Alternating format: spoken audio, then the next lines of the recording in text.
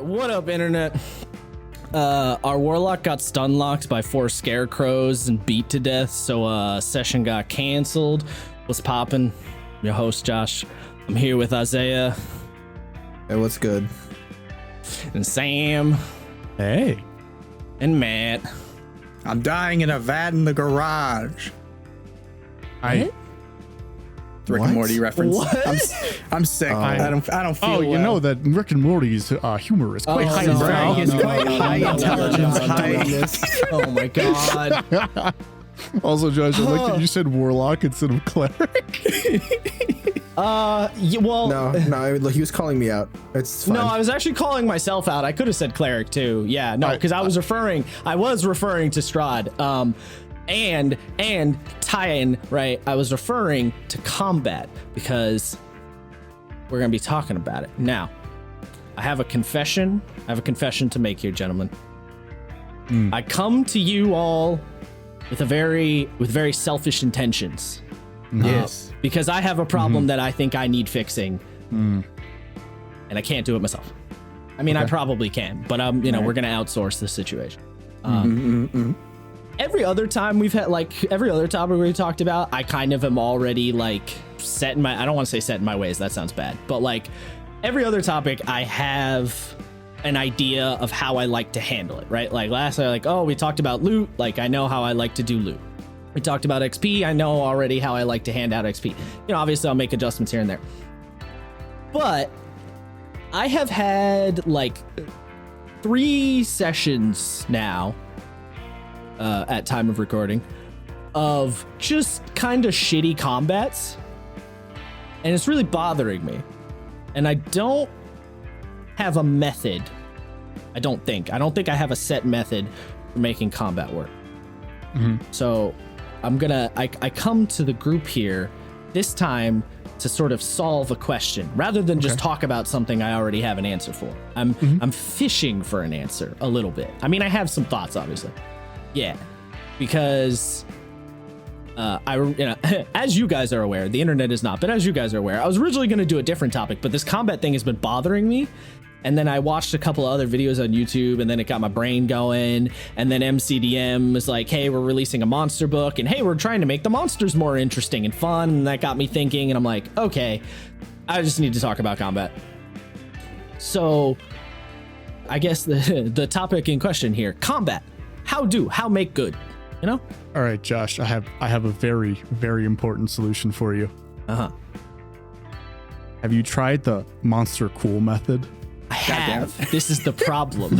Oh, well, clearly your monsters were not cool enough. Monster not cool enough, I guess, right? Yeah, no, I know. I'm trying to think of the monsters that aren't cool in the monster manual. I'm like, I was recently. It's like, who uses this is the other thing. I was recently scrolling through the monster manual. There's some real stinkers in the first 5e monster manual. There's some real not great. The hooked horror, baby, stupidest fucking monster in the book. Yeah, the hooked horror. The Grimlock was pretty lame. The Grimlock. I don't even think I know which one that is. Yeah, they're the weird blind troll things. There's some mind flayer slave dudes. Oh wait, hold on. I think I know what you're talking about. Oh yeah, they're very ugly. Yeah, those dudes are pretty lame. The what are they called? The Azir dudes are kind of whatever. And I don't. Oh, what? I love the Azer. I mean, they're so okay. I think the problem with the Azer are cool conceptually.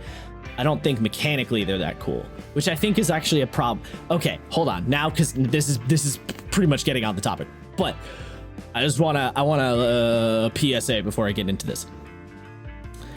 I do not want this to be, or this is not intended to be, a let's shit on 5th edition's combat and let's shit on 5e. Because a lot of people like to shit on 5e online. A lot of people say the combat in 5e is boring and shitty, not great, blah, blah, blah, and repetitive, blah, blah, blah. That is not where I'm coming at from this. I'm running a 5e game now, so yes, that's going to be what I'm talking about. But I've had shitty combats in pretty much every game I've ever run. I mean, I don't know about you guys, but I think it happens, right? Yeah, definitely. Yeah. I mean, a great, like, just to give a couple of, like, you know, throw out some examples from the Star Wars game. If you guys remember the combat where Lynn was in the X-Wing and then Isaiah, you and Razel were on the ground, like, that came out shitty. I didn't like how that ended up. Oh, I like that. I mean, I like that one too. See, like, so, okay. That's so funny. I think I can, okay, so I do remember this though. Well, I remember the big problem with Star Wars specifically, and I know we were talking about 5e, but I feel like because I want to go back to the Star Wars game. No, eventually, that's what I'm saying. I don't want to. That's the thing. I don't want to only talk about 5e. I'm trying. That's part of my point. I don't. So okay. Full disclosure, I don't know if this is you or this is a Star Wars thing. But the problem with setting up mob enemies is that if you have mob enemies, you are always gonna get fucking annihilated round one because there's so many guys and they're like, there's just nothing you can do if once they hit you, right? Because there's so many guns on you at once. So I don't know if the answer to that question would be put less guys in a mob and put more mobs on the field, so there's more attacks, but there's a lower chance that they'll annihilate you. And to the viewers, if you've never played Fantasy Flight Star Wars, the way that it works is that you set up a dice pool and you have certain boons and you know, negatives that will award or take away dice based on what's going on. And so it won't take away your dice, but it'll add more negative dice to the pool.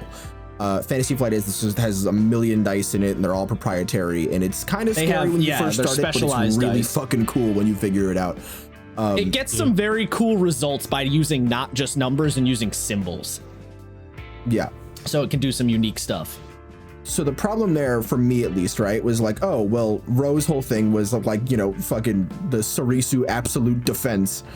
But when there's 3 mobs of 8 dudes, that's like 10 dice per mob. There's no way that they're not gonna hit me, even with my maxed out crazy defense. So I'm wondering if there was 5 mobs with 3 dudes each. That way it's like, well, they might not hit as hard, but they will probably hit more often. So it's more of a like sort of pecking away at the solid wall sort of situation. Okay. Couple of things here. I was not intending to go in so deep on Star Wars, but so it's a little bit of column A, a little bit of column B. You are correct in identifying that the mob rules, the way the minion mobs work in Star Wars, if you make the mobs too big, you get some weird shit. The game does explicitly say to you, don't make the mobs too big.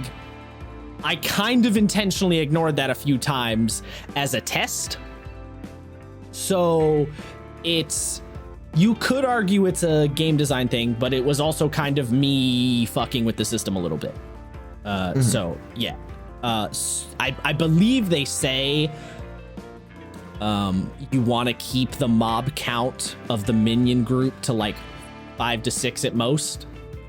You don't want to go beyond that. Like 3 to 4 is what you usually want to do. So yes, you're correct in saying that you generally probably, if you have 10 dudes, you want to do, you know, 3 groups of 3 or whatever.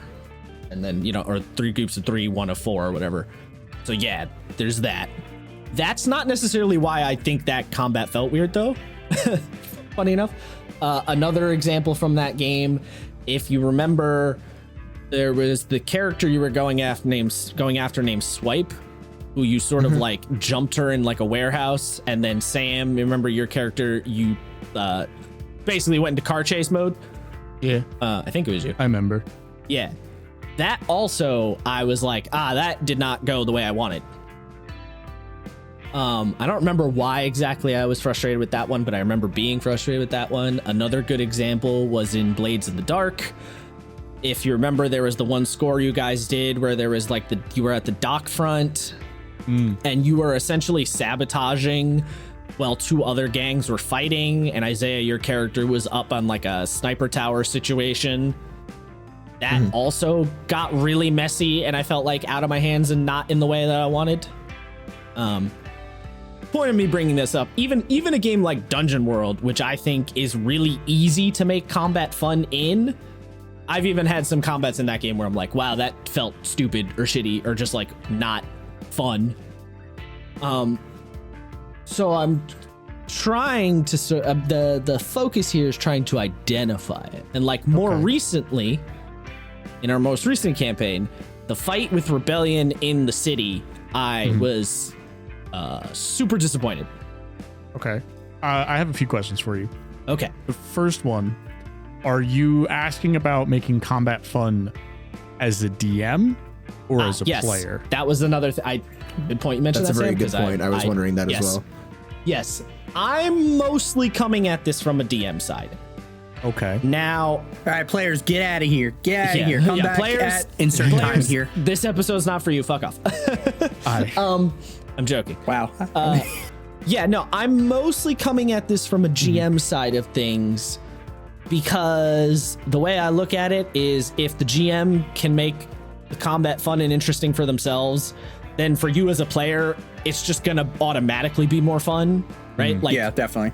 Because the GM is building it. If they build it in a way that they find fun and satisfying, I don't see a way that you as a player won't, unless you get a situation of like, you know, really bad, unlucky rolls, so you don't get to do your cool thing. You know, obviously that kind of stuff. But like, yeah, I'm generally coming at this from a GM side, because I think that is more important, or not. Maybe I shouldn't say more important. Coming at it from a GM side, I think will help tackle the problem better. So yes, I'm coming at it from a GM side, and I did mean to mention that. So good catch. And my second question is, are you going into combat with expectations? Okay. Yeah, so that might be part of the problem. Pause. Woo! What? Sorry, I just got my Twitter. I got my Discord account back. Let's go, people. Let's fucking go, everybody. We got it back, boys and girls. Oh, dear. All right. I'm sorry. Dear listeners. Many people had their Discord accounts tampered with somehow today, and a bunch of bannings happened for no reason. And I was terrified that I was going to lose my servers and all the shit that's important to me. And after about 12 hours of panic, Discord gave me my account back. We are good to go. We are in the money. Isaiah's got a lot of investment in his Discord. I have a lot of investment in this Discord. I was surprised we were going to keep that in. I mean, whatever. No, this is important to me. If we take this out, I'm going to scream. It's fine. It's whatever. I'll allow it for now. So anyway, yeah. Am I coming in with expectations? Okay. Hold on. Let me elaborate. Are you coming into combat with an expectation of how it's going to go? Am I? I don't like this delay here, Josh. I'm not gonna... Yeah. So, I think the answer is yes. Okay. And I do recognize that. So, sorry for coughing, but water went down the wrong tube. I think I do acknowledge that as a problem.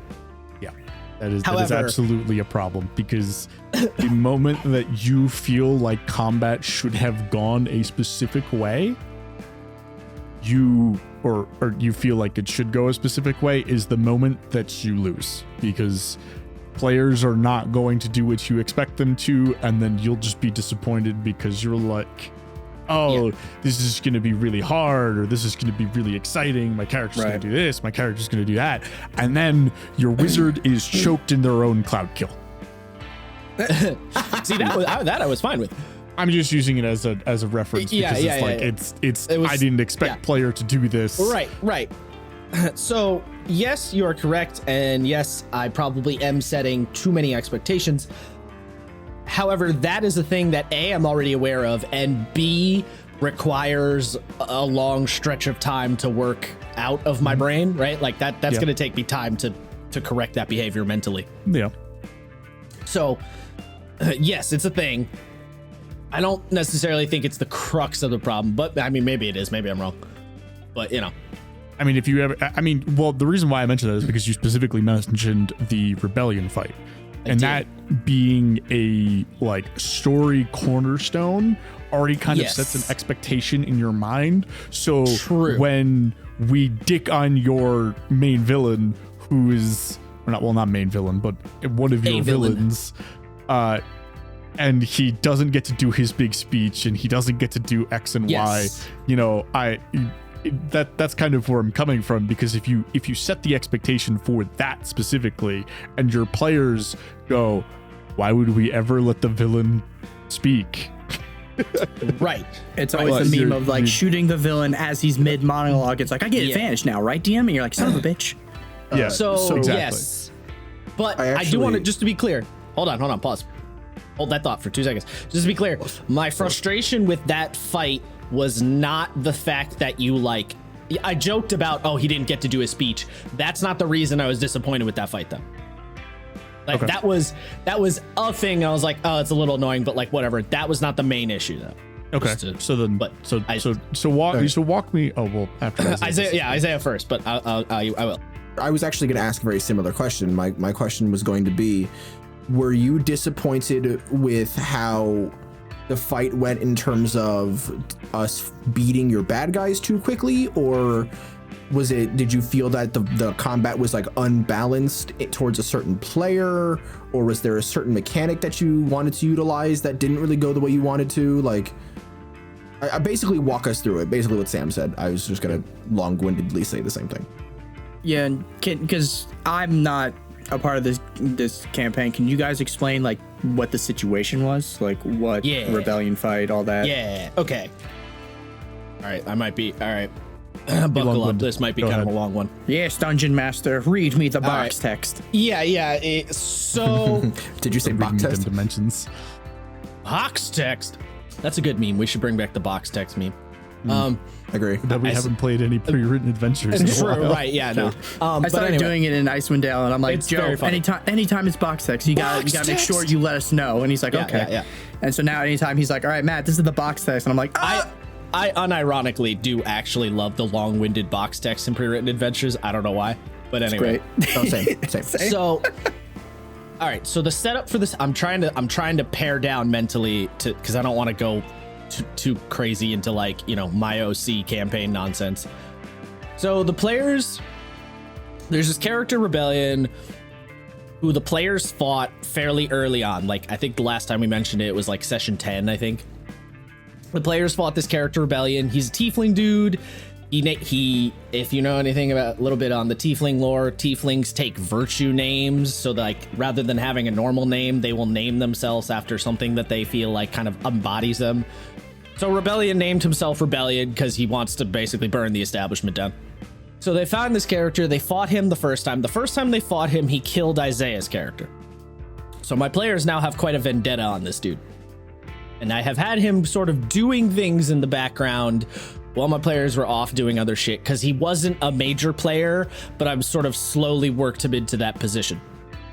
So this was kind of a reunion, a violent one, but a reunion nonetheless.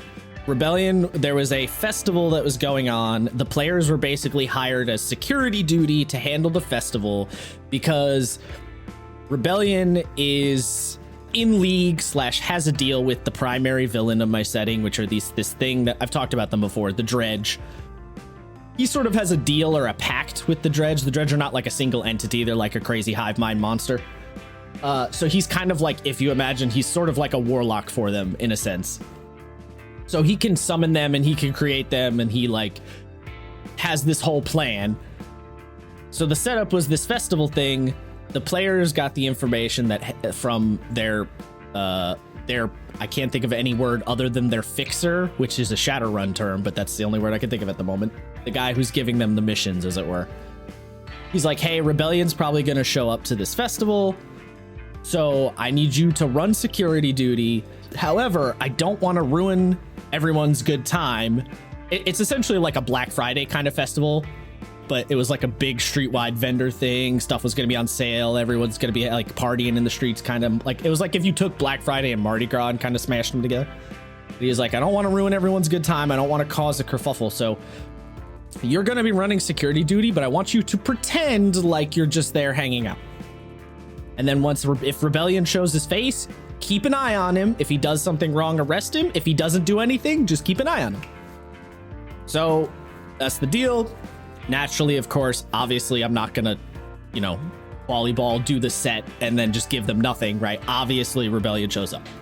The thing Sam was referencing is I was going to have him show up and do a long-winded speech, but because Brett's character is a divination wizard and Isaiah's character has Dispel Magic and some other good tricks, they basically tag teamed to hunt him down in the crowd.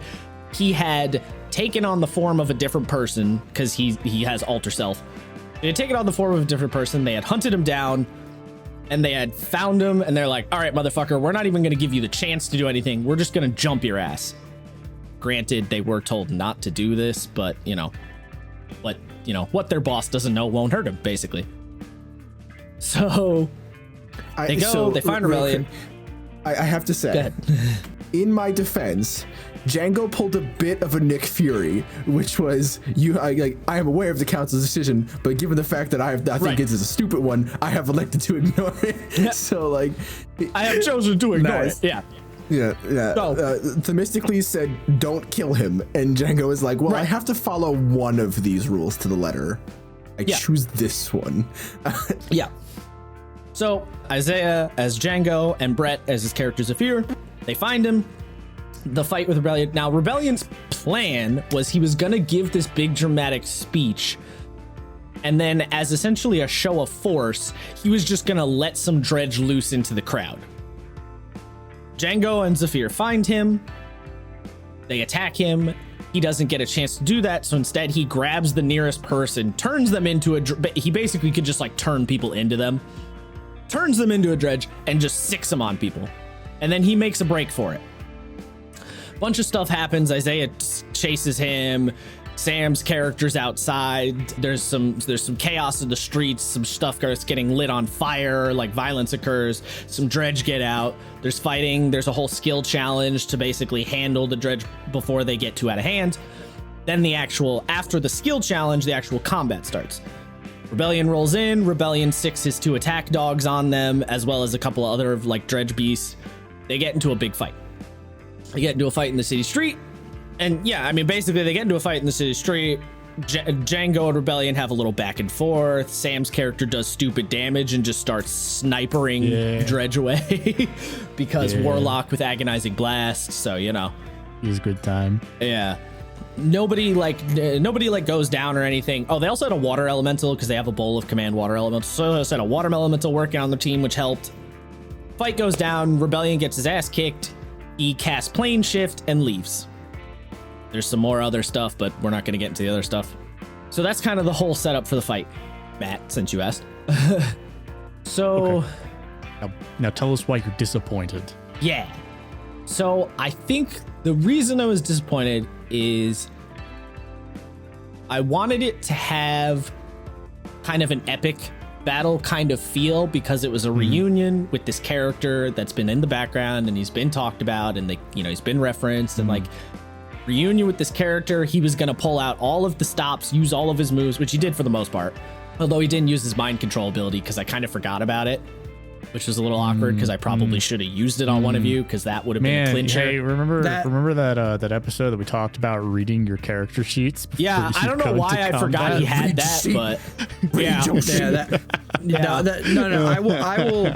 I will say for Josh, because as Dungeon Master, this has happened to me multiple times where even if I prep, I'll forget one ability of a monster or a boss or something.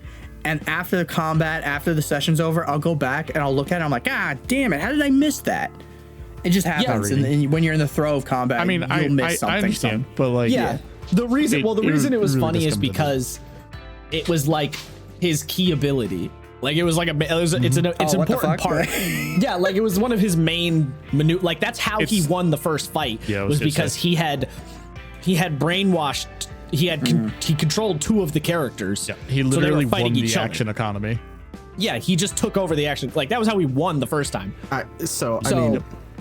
While I understand it's one of his big things, I probably would really mad had you done that on the fucking return. I actually think that mind control abilities that's understandable. Yeah. Any game, literally any game. I don't care if it's a video game or a tabletop game. I think they're annoying. I don't think they're very fun to play around. I get a stun.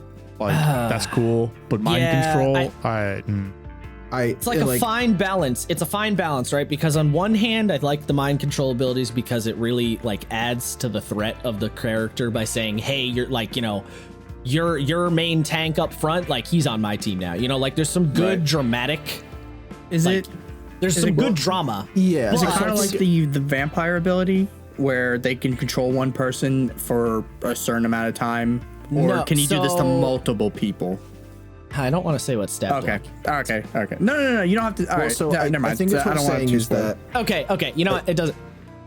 He's a Cambion, so he has the Cambion control ability, which is not limited in any way. Okay. I mean, I kind of figured that. Yeah. He has the Cambion stat block. I mean, I added to it and changed it, but yeah. That was his base. One thing I have learned, because I also did a mind control bit when I was running my game, and our editor Brett remember this. The thing that I've learned is that I feel like you can have a guy who mind controls or the action economy, but not both. Because if you're already outnumbered and then the guy takes your characters away, then it just feels like, well, what do we do now? And I did that to my players, and like I had several people complain to me after the fact, being like, I didn't really enjoy that. And I was like, it just sort of felt like a get shit on contest, and I feel kind of bad about it. The problem is he could already do 2 attacks, and that's fair. So when I mean action economy, I mean if he has goons and he mind controls, not that he has multiple attacks. Because true, he did have goons. That's true. I mean, he had a lot of goons. Actually, he's had a lot of goons every time we fought him. So like, you know, it really does come down to like, well, now it's not just drama. It feels like we've been put at such a serious disadvantage that I don't even want to participate because we're losing it. Like we're losing. It really is what it is. Because it's like, and when we did lose that first fight with him, like, well, so here's what I think it is. The conflict, right, is it's dramatic and it has some cool. If you're watching a TV show, right, you're watching an anime or whatever, and you know the big guy character gets mind controlled by the bad guy, and now he's beating the shit out of the main character, and like they're fucking brothers or whatever, and they're homies. This is a very shonen anime thing. They do this a lot, you know, and it's like, oh, like stop, you know, like stop. I know you're in there. Like that whole vibe is cool, and I like the idea of it. I think the problem is that you get in with 5e, and I don't know how other games handle this because most games just don't do something like this generally, is once your character's mind controlled, it's like kind of hard. You don't have a lot of control over the situation. So it's almost like you want to have some kind of mechanic where the person who is mind controlled and the people who aren't can like work together to unmind control them, kind of thing. I was going to say, like, anytime, like, it could sort of like how with the sleep spell, it's whenever someone takes damage or someone uses an action to wake them up. But like, you should be able to do something else. Like, on your turn, you can try to snap them out of it rather than, I punched them in the face. Yeah. Right. You can be like, can I make a persuasion check? Like if you're forced to do damage to them, you are still you're losing more of the action economy because you're just hurting yourself. True. Yeah, because the Cambion actually, for that ability, which I can't think of what it's called, but for that ability, it does say if you attack the person who is charmed, they get to roll again. So you can beat the shit out of your friend to try and, so it's kind of there, but yeah, it's not at, the problem is this is probably about, I think this is where I'm going to start going into this. The problem is fictional expectation and then mechanical execution. In my head, I want it to be like an anime where the main character's beating up his friend because he has no choice, and they're like having a dramatic speech about it and all this. But in-game mechanically, it doesn't end up going that way because the support's not quite there. And I think that's a big thing with combat for me, is that a lot of the time, the fictional implications of how, like the fictional idea of like, this is how I want the fight to feel, doesn't get mirrored in the mechanics, and then it feels disappointing. So with the rebellion fight, right, with that fight in the town square, I wanted to have this dramatic square off, specifically between Rebellion and Django. Everything's on fire, shit's going crazy, and they're like talking shit to each other, and they're having their like dramatic fight. And that did happen a little bit, but then obviously, you know, the other players are like, well, I'm gonna hit the boss. Like, I'm not gonna not hit the boss, right? So the problem is I kept envisioning the scene as Django v Rebellion, ignoring the fact that there's also Zafir, Kai, and Leah. Like, I just like pretended they didn't exist for some reason. Yeah, which was that was a dumb idea, but like that's what I mean, where it becomes this if you do that, the thing is you have to create a reason for I have to make a reason to split, right, or you have to make a reason why they're 1v1ing. Like you can't just. This is what I was talking about with the expectations. Yeah. You can't expect these things to happen. You have to kind of push for them to happen. And that I have that realization, that part I have figured out. I'm like, okay, I do that to myself a lot, where I have I assume a certain kind of situation or vibe. So that part I get. The other thing with that fight is it was very straightforward. It was very, it was a pretty straightforward fight. The enemies didn't do anything crazy, so you guys used your normal tactics and did your usual stuff. And because the four of you are, particularly Isaiah and Sam, you two are like tactician players is the best way I could put it, right? Like the two of you will be like, all right, what's the most optimal combo setup to like get the W? So because I have two players who are tactician players and then my other two players who have just played a lot, and like, even if they're not, right? Like Sam sometimes will be like, Brett, do this. And Brett will be like, okay. And like, you guys will like, combo tag team my ass, which is good. I like that because I did say at the beginning of the campaign, I was going to have things be like, I wanted the fights to be pretty dangerous most of the time. So it's good that you're doing it. I'm not saying don't do it. But yeah, so what happened is you guys are like, you guys have gotten so good at that you used your usual tactics in that fight.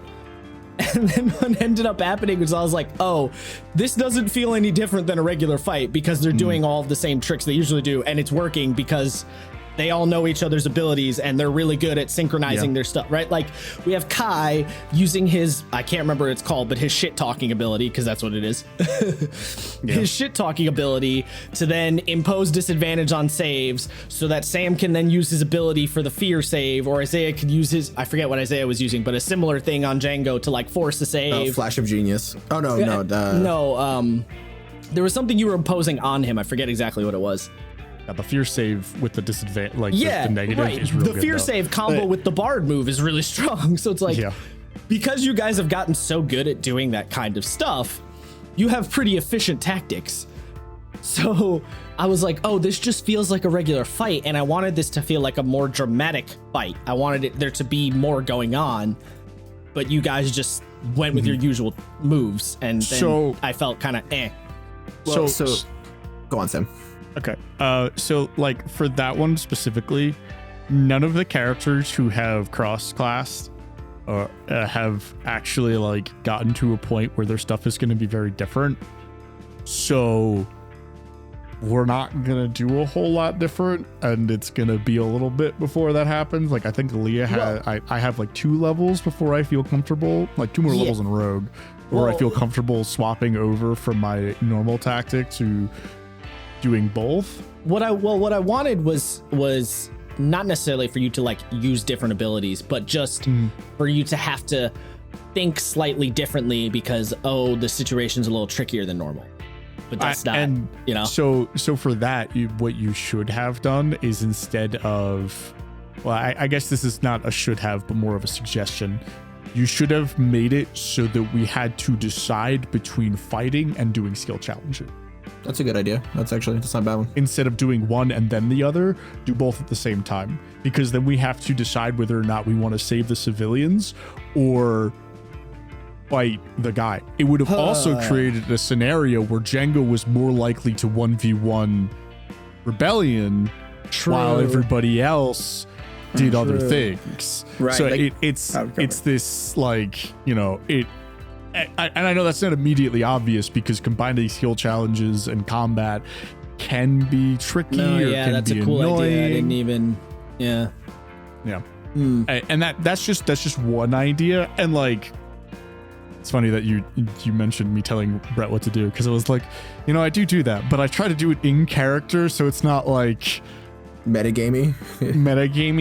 I mean, again, I don't mind you guys doing that. I actually like that you guys do that, because you guys having good team tactics lets me throw heavier shit, and it makes it fun, I think, on both sides, Now, if it was a situation where Brett was like, can you stop telling me what to do, please? And then you kept doing it, that would be different. But that's not what's happening, right? Like, you're like, oh, Brett, do this. And he'd be like, oh, yeah, that makes sense, right? Like, there's no adversarialness to it.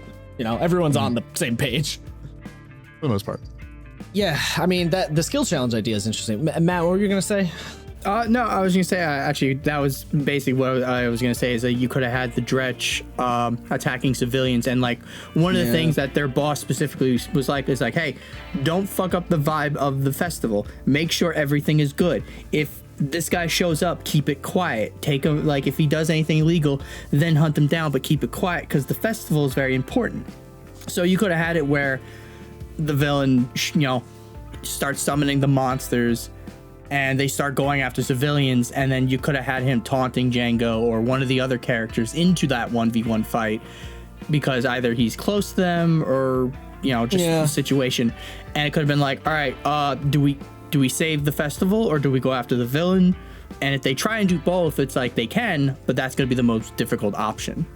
And then that could lead to, if they pick one or the other, there are consequences. Like, if they specifically stop the monsters from attacking the civilians, then the villain has a better chance of escaping, and then that could lead to a chase. But then, or if they go straight after the villain, then it's like, okay, they foil his plans. However, this festival is ruined, and your boss is gonna be real mad. And there's a lot of dead people. Oh yeah, that too. That's a bonus. Because people were being like murdered. Yeah. It was basically like a zombie outbreak type situation. People were just getting like brutally murdered.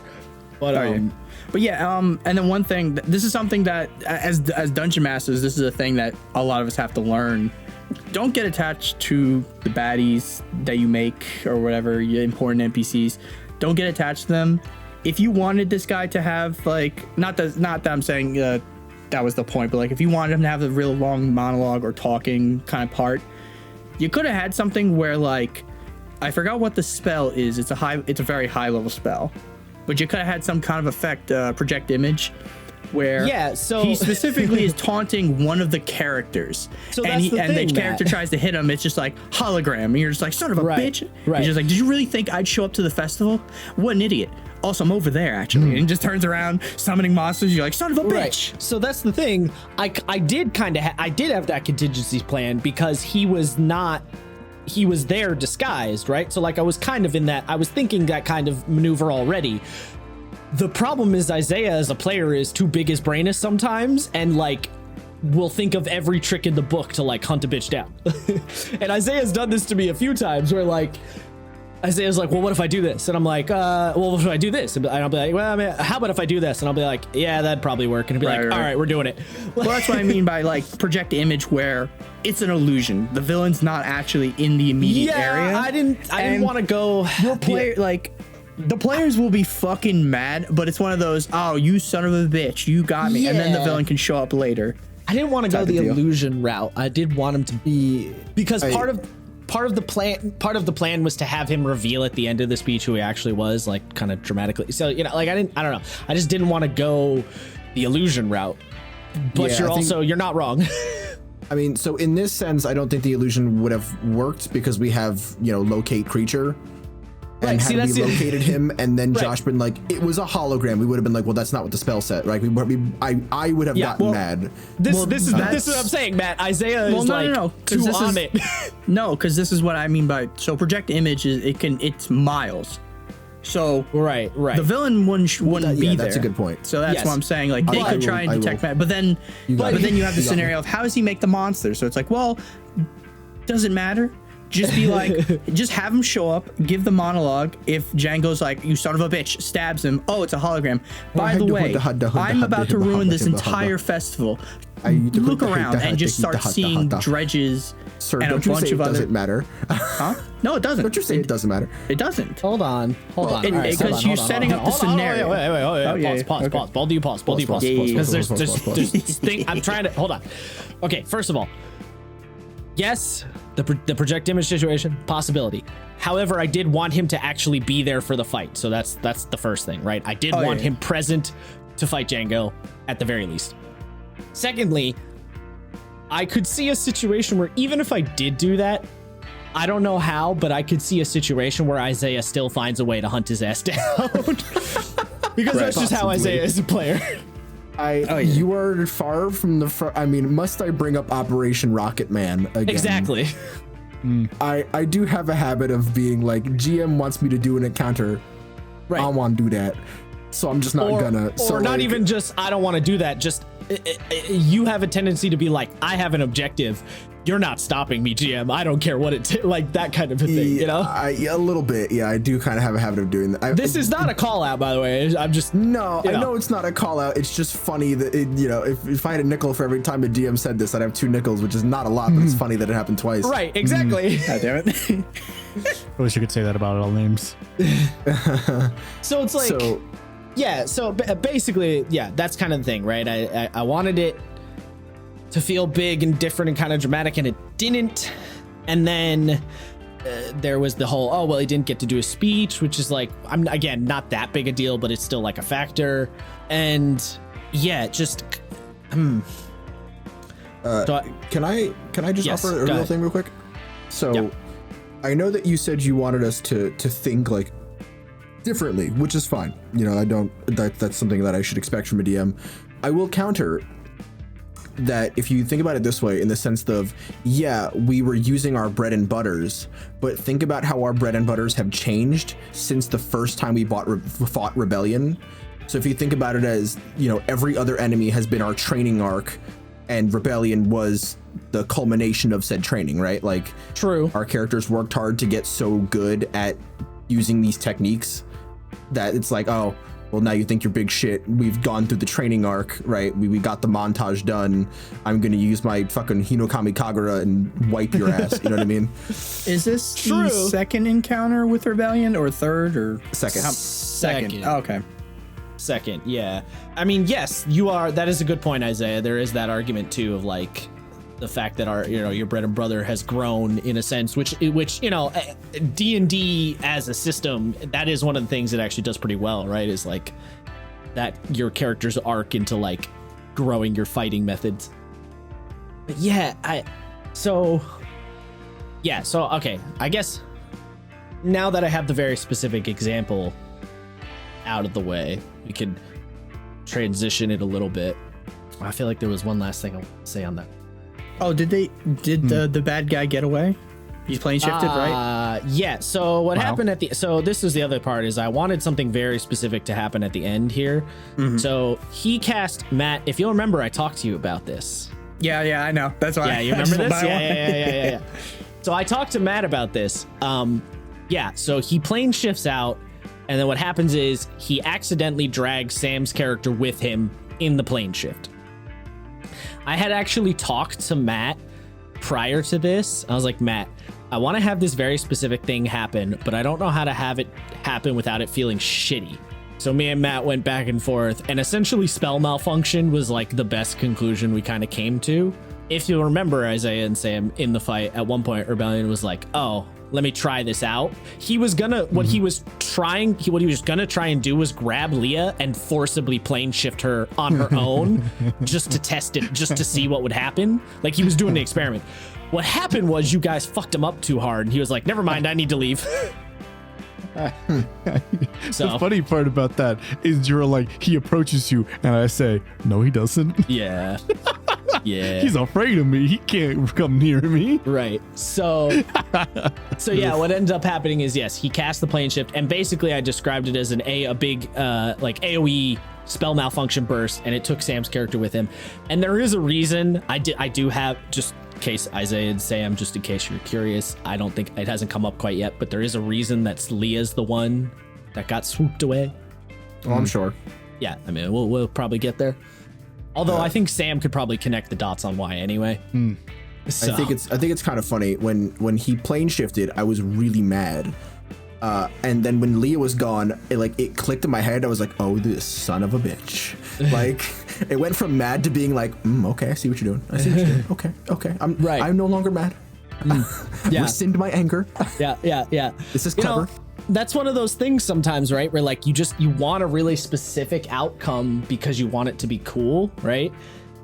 And the game sometimes you just kind of have to be like, all right, for at the moment game, you're just gonna have to fuck off because this is too good of an idea. I can't say no. I just need it to happen, so I'm just gonna have to ignore the rules for a minute, you know. And I didn't want to, but But that's where I meant it just earlier happens. when I was like, fuck it. It doesn't matter. It doesn't matter how the setup is. Doesn't matter if it's not in the monster or the bad guy or whatever. It's not in their stat block. As long as the setup of the scenario is there, it's fine. It doesn't matter. Because in the end, either the player's going to kill the bad guy and they're going to get the reward and the loot or whatever, or it like, as long as the setup is there. It shouldn't matter how you have to. It gets there for the I kind of disagree guy. with you on that sense. Okay. And that's a personality thing, because to me, like, I don't like it when I'm running games. I don't like when I don't have an explanation for things, right? When I don't think Matt's saying no explanation. No, I don't it think doesn't that's what Matt's getting at. Well, it's when he's saying like this setup doesn't, like, to me, I would probably for like hours be like, how could he get the dredge into the festival without him being there? But are the players ever going to find that out though? There you go. point. See, so Good that's point. the thing. If they aren't, then why does it matter if he We're has sort of investigators, so we probably would want to find it out. I mean, in this specific example, yes. I personally would want to find it out. That's kind of why I'm bringing it up, and that's kind of why I GM the way that I do. I just feel like there are often simple explanations for even very complex problems. You know, how to get the dredge in. It could just be like, oh, well, someone's like they're like that one guy from The Dark Knight with the bomb phone in his chest, where he's like, oh, I don't feel so good, poof, and he just pops into a bunch of dredge. And then everyone's like, ah, shit. Like, that's the simplest answer. It's like he was just a ticking time bomb of nastiness, and then he popped. Yeah, no, I don't think so. I think what Matt was saying is like, do whatever you need to do to make your idea work, and don't worry if the game's kind of fighting you a little bit. I think was what Matt's point was. I don't think Matt was saying it doesn't matter what the reasoning is. I don't think that's what, because I do. I actually like that little bomb, because it's like, yeah, how did Rebellion get those, the phone bomb dredge guys there? I don't know. Doesn't matter. And it's like, yeah, I guess not. He just got them there. They're gonna blow up and they're gonna make more dredges, and everybody wins. I mean, loses. I mean, what? Okay. I want to transition a little bit. And think of how. I mean, yeah. So I guess we'll kind of go around the proverbial table here. Yeah. And be like, make combat good. How you do? Like, what do you think a fight needs to be interesting? And again, I'm saying this on a system agnostic situation, so I'm not talking about specific mechanics or like a specific setting. Just what do you need to make a fight feel good and satisfying, and like, how do you do it, or how do you get to it? I have a couple of ideas I jotted just to be like, oh, this is a point. But I will open it up to whoever wants to. Isaiah, it seemed like you had a thought immediately, so. Well, first things first, I'm definitely gonna name that chapter of this episode "Make Combat Good How You Do." I'm definitely naming it that, because that's golden.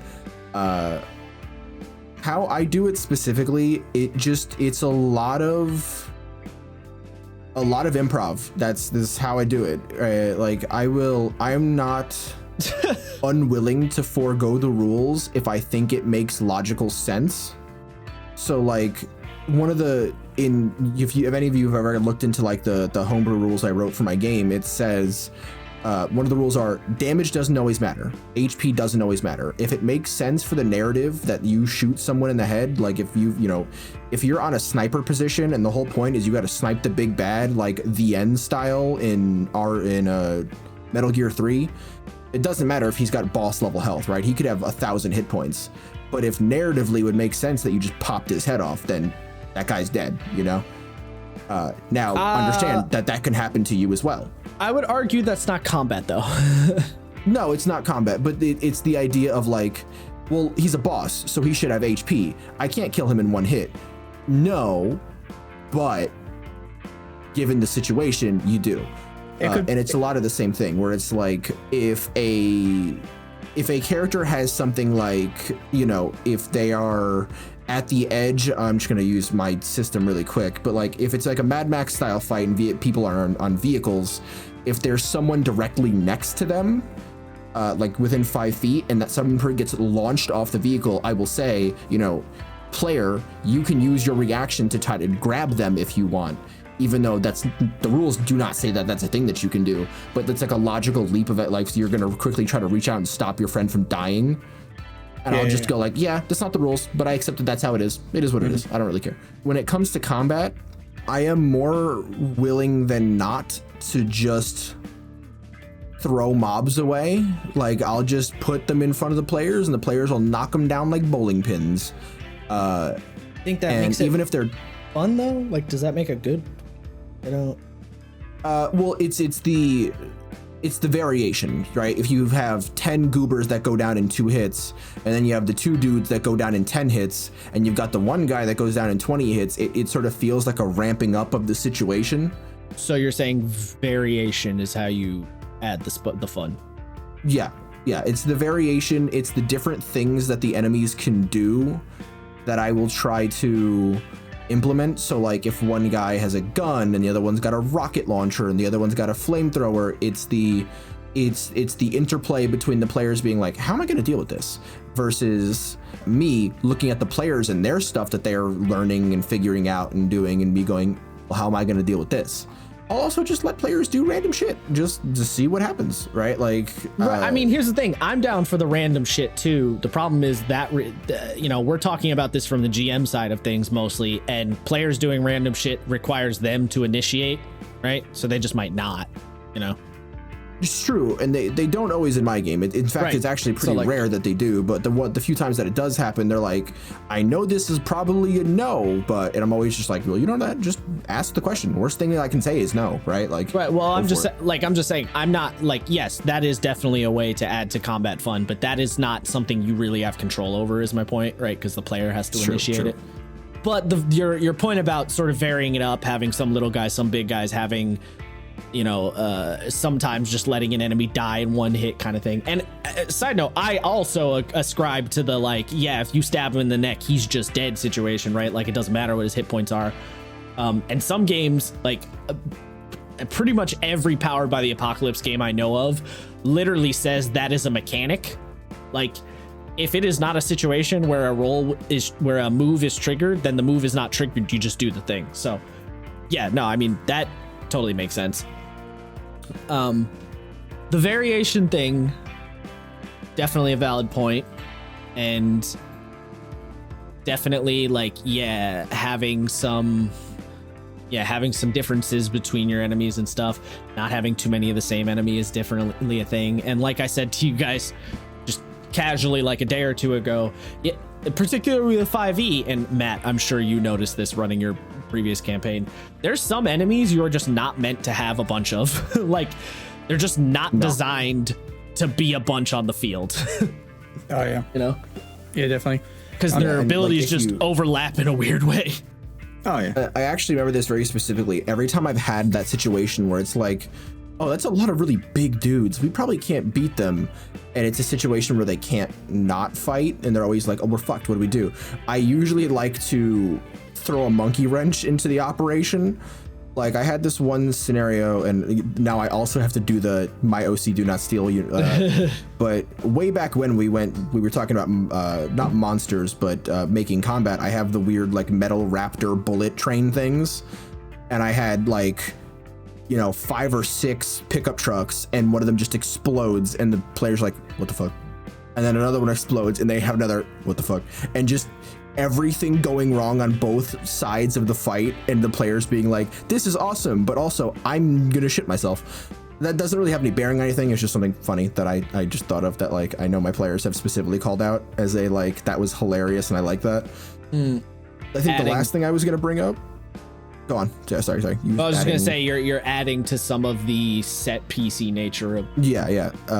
And then the last thing, which I've said this a million times, and I'm probably gonna say it a million more times, is just the energy level, right? Like again, I always try to output combat to my players as this super awesome, super big, exciting thing that I'm hyped for and you're hyped for and we're all excited for, and it usually works pretty well.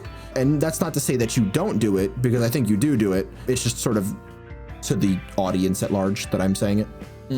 Yeah, no, it's definitely to having the recap of the round kind of thing, I think is always super helpful. Being like, all right, and like the whole fight goes, and then at the end, or the whole round goes, and then at the end of the round you go, all right, so this happened, then this happened, and you sort of recap it in a fictional way, especially if you're playing a very mechanics first game like 5e.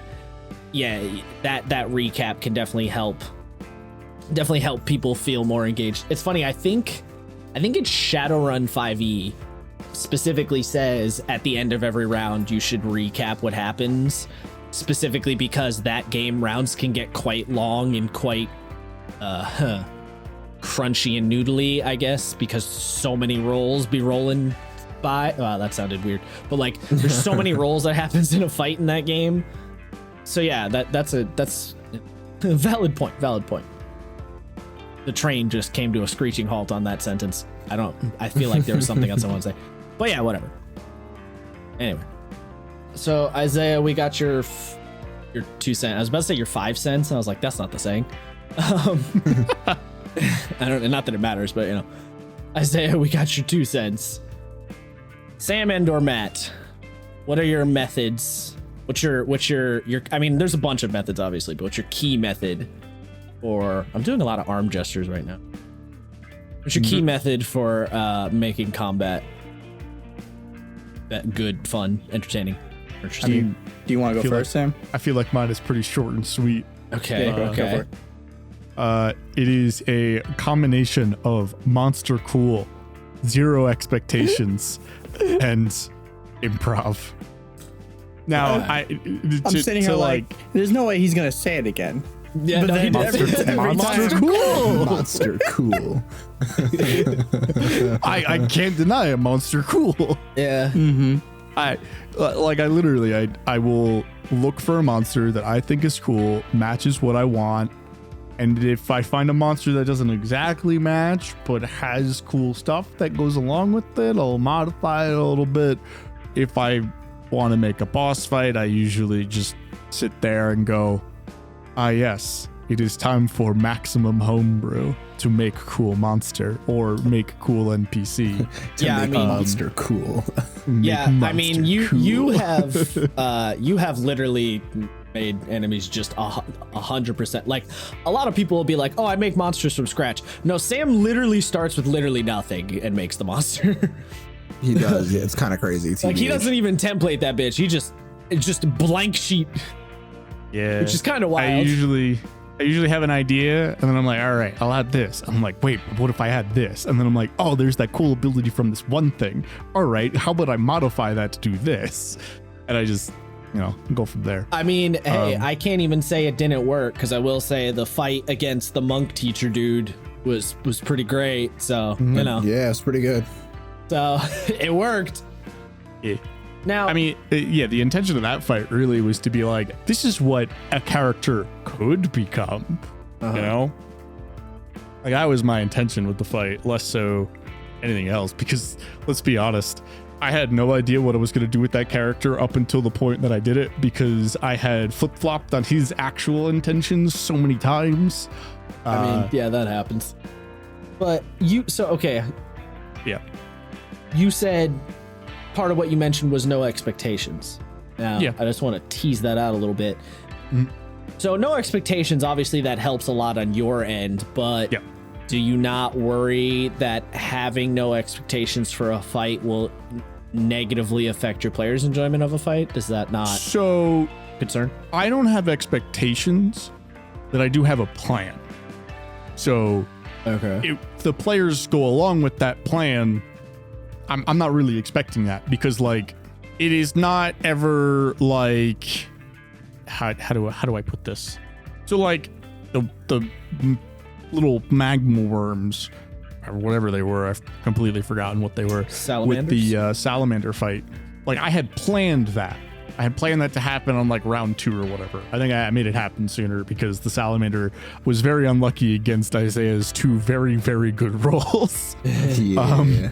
But like I had this plan, you know, to do these very particular things, and it'll usually that's just like I don't have an expectation. I will just do the thing. And like if you guys don't do whatever, like I generally don't either like have a trigger for it other than like a certain amount of time passes or the boss reaches a certain amount of HP or like certain people die. I'll push them up, I'll push them back, or I won't do them at all if combat's going a particular way. I'm very flexible with my approach to combat, which is why I said the whole improv thing. But like I'll have the plan and I'll have the script, but the script can be thrown at any moment, and I don't really care because the idea for me to make combat enjoyable for you guys is to create odds that are not unwinnable, but also not too easy. Unless, of course, it's like 10 kobolds in a room that I don't even intend you to fight, which, you know, you guys encountered with like a bunch of kobolds just mining, and one of them was like, moided them. Please don't kill us. Oh, sorry, we didn't moid them. We killed those other guys. Yeah. Yeah, no, we didn't. We specifically didn't murder the kobolds because they were like, hey, what you doing? Hey, how are you? How's things? Like, you know, I throw expectations out, but I put a baseline plan in to be like, okay, this is how I want combat to, I guess saying want is an expectation, but this is how the flow of combat will go if everything goes according to Keikaku. Keikaku means plan. I'm mad that you just Keikaku deleted right now.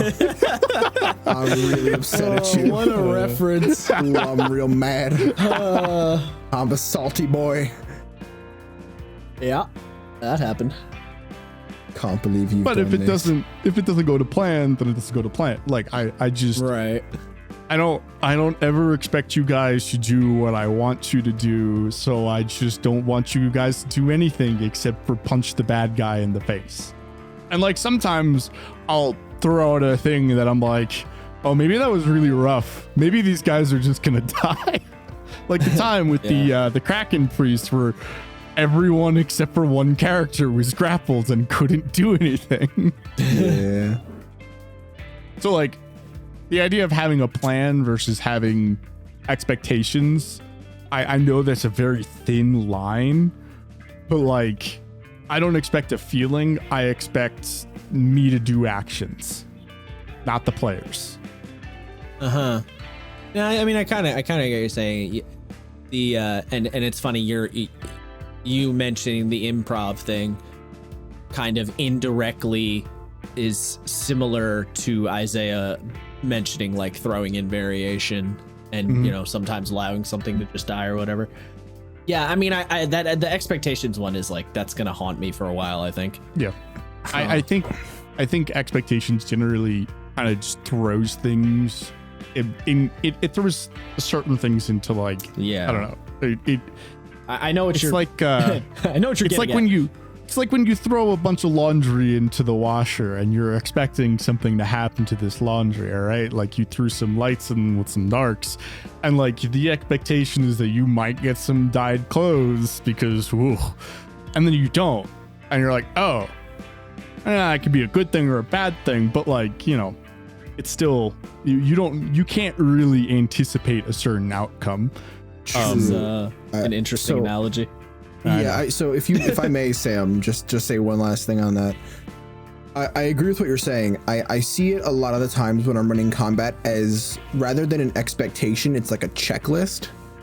Like I have like these story beats that I'm like, okay, if they do that, that'll be really cool, and if they do that, really cool. And then if it but much like Sam says, I don't expect it to happen, but if they do it, I'll either reward it for happening with something minor, like you know, maybe I will subtly give them like the enemy like a -2 on their next hit if like I imagine like a really cool like Yato with the cross counter. Like if like Yato's like, I need to pull up the cross counter in the next fight, and then he does, and I was running the game, I would give Yato like, you know, I would give the next guy he cross countered like a -2 to their AC just for that one hit, just because that was like a cool thing he pulled off, you know? Yeah. So for another example, in the middle of that monk fight, I increased his stats. I have such a hard. I know you have a hard time. Like, I Yeah. literally increased his dexterity by 2, increases the saving throw you need to make, and his AC, and that was at the halfway point of the fight to be like, it's ramping up. Another example is. I will say this: if you do something like that with a narrative justification, that I'm okay, right? Like if you say, you know, you're fighting the dude and then halfway through the battle he goes Super Saiyan, so now his stats are better. Yeah. I'm okay with that. Yeah, But yeah, I the mean, idea that's of me basically just what he like did. tweaking someone's stats in the background because I'm like, oh, I should have been a little strong. I don't know. I mean, that's exactly what I did though, and that was improv. Yeah, it's something Like I literally made up skills on the fly. Like, Oh my god, I can't. I had a oh my feeling. god. When he did the shockwave, I was like, really? yeah, The fact you just said that to me, like, yeah. I don't even know how to feel. it's a good thing. It's all about the dials that like as DMs we always can like tweak and stuff. It helps. That fight was awesome. So Let me just clarify. Me feeling offended by Sam doing that is not that I was angry as a player that he did it to me. It's that I can't imagine doing that as a GM. Just to make that distinction there. just open your mind, expand. I am actually 100% okay with a GM being like, hey, I fudged some rolls in the background to like get this event to happen, or like I changed it. I actually don't care if it's done to me. I have a weird self-imposed rule about doing it myself, and I don't really know what that is or why I do it. It's just a thing. But have you thought about stopping it? I know. Or just don't be bad, forehead. That's Okay, literally what you just okay. fucking said. I think I made the same joke All last right, time. hold on. Let me posit a question. Sam, you just admitted to it. Isaiah and Matt, have you also done the exact same thing, like made up an ability on the fly, or just like tweak stats on the fly mid-fight and just not said anything, did it in the background? Absolutely. Not made up an ability, but I've changed stats on the fly. Yeah, mostly health. okay. It's mostly health. Yeah. So I can't say I made up an ability, but I will have like a, you know, let's just say the fight takes place in a burning building.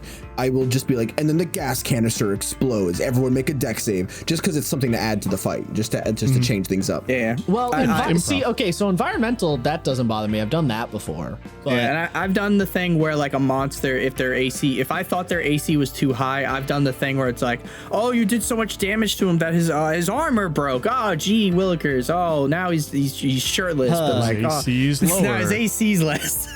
God, that's I think I did that once, and my players were like, yes, we could fuck them up even more now. And I'm like, all right, cool. They haven't seen through my point. They don't realize my mistake. They haven't seen through my Kotaku. I mean, here's the thing. And that's mostly what it is. I'm it's sure me they were doing the 100% Wizard of Oz thing. Right, Like, don't right. look at the man behind the curtain. But here's the thing, though, Matt. I'm sure they knew exactly what you were doing. You know, like you were like, oh, his shirt broke. Like, I guarantee you, at least one of your players was like, oh, he's lowering his AC because he wanted to adjust. Like, I'm sure one of them had that thought. So it's not even about you being sneaky, but like, yeah, I don't know. Maybe I should. I mean, here's the thing. Adjusting the stats, I'm like, all right, maybe. Making an ability on the fly, though, that kind of blows my mind. I don't know if I could do that. Like, just being like, you know what? He does Kamehameha now. Fuck it. Like, I don't know. I mean, I feel like at this point in time, you have such an understanding of the game and how it works that you could do that. I mean, like, I'm pretty sure you've done the same thing in Dungeon World, have you not? Or Okay. Apocalypse World. So yes, however, Exactly. But wait. Important distinction with those games: a monster and/or like enemy stat block in a Powered by the Apocalypse game. I mean, in Apocalypse World, enemies don't have any stat block of any kind. In Dungeon World, there's some very, very bare bones stat blocks for monsters. it literally just, for Dungeon World, it literally will just say, like, it'll say HP, armor, description of the monster, and then a couple of moves they have. And those moves will just be like an evocative sentence. So like, for example, actually, you know what, rather than say for an example, I will open it up real quick. But like, those moves are not, they're different to like a 5e monster, right? Where a 5e monster, it's like, oh here, well, let's use the aboleth, right? So the a 5e monster has because it's a mechanically focused game, will have a very specific set of abilities with specific mechanics, and like it's all very laid out, right? Dungeon World, so let's look at the aboleth. So you've got the damage, which just says tentacle, and it's a d10 plus 3 damage, which is a lot in Dungeon World. Not a lot in D&D, but that's a lot in Dungeon World. 18 HP, 0 armor. It has reach. Okay. Special qualities, telepathy. That's all it says. And then it has 3 moves on the bottom. Invade a mind, turn minions on them, put a plan in motion. Those are its abilities. Those are intentionally vague and evocative and like open-ended. Because you might say, what does invade a mind mean? Well, it means whatever the fuck you want it to mean for the aboleth to be a cool enemy in the moment, right? So for a game like that, making up an ability on the fly is fine because the game is essentially saying that's what you're supposed to do, right? Mm-hmm. They could have put out an entire move that's like invade a mind. Here's what it does. Here's how it works. But instead they just put invade a mind, and then they want you to say, what does that do? So it's different. Granted, it is, but it at the same time, could I do it in 5e? Yes, I could. it is and isn't different because you have what I really mean by make a move on the fly is like, if you already have moves the character is going to do, you kind of already have what their dice pool should be. True. So it's not like you're throwing math to the wind or whatever. You kind of already have done that. You're just thinking of a thematic move that they're gonna do, and then you decide the effects as it's happening or like slightly before. And I think I think you just hit a big clincher. The thematic effect is a big thing, right? Like the nature of not what does the ability do mechanically. How does the ability reinforce the theme of the creature? That's where things get, and that's where I get frustrated with 5e, because sometimes enemy or monsters have cool abilities that reinforce the theme in a cool way. And sometimes you look at them and go, oh, I expected them to have an ability for this, and they just kind of don't, you know? And yeah, I mean, all right, you know, I'm going to put that thought on pause. We'll come back around to that in a second. Okay. Because I want to hear what Matt has to say, and I want to hear, because I jotted down a couple of things and I want to see if Matt mentions it, because neither Isaiah or Sam, you have mentioned any things I jotted down. So Matt, go. But how you make combat good and fun and yay? So a couple. I'll give a couple things I do like that. Honestly, has nothing really to do with the fighting mechanic stuff. Like music, it helps so much. Having good music in the background, whether it's from like video games or movies. Yeah. Hold on. Yeah.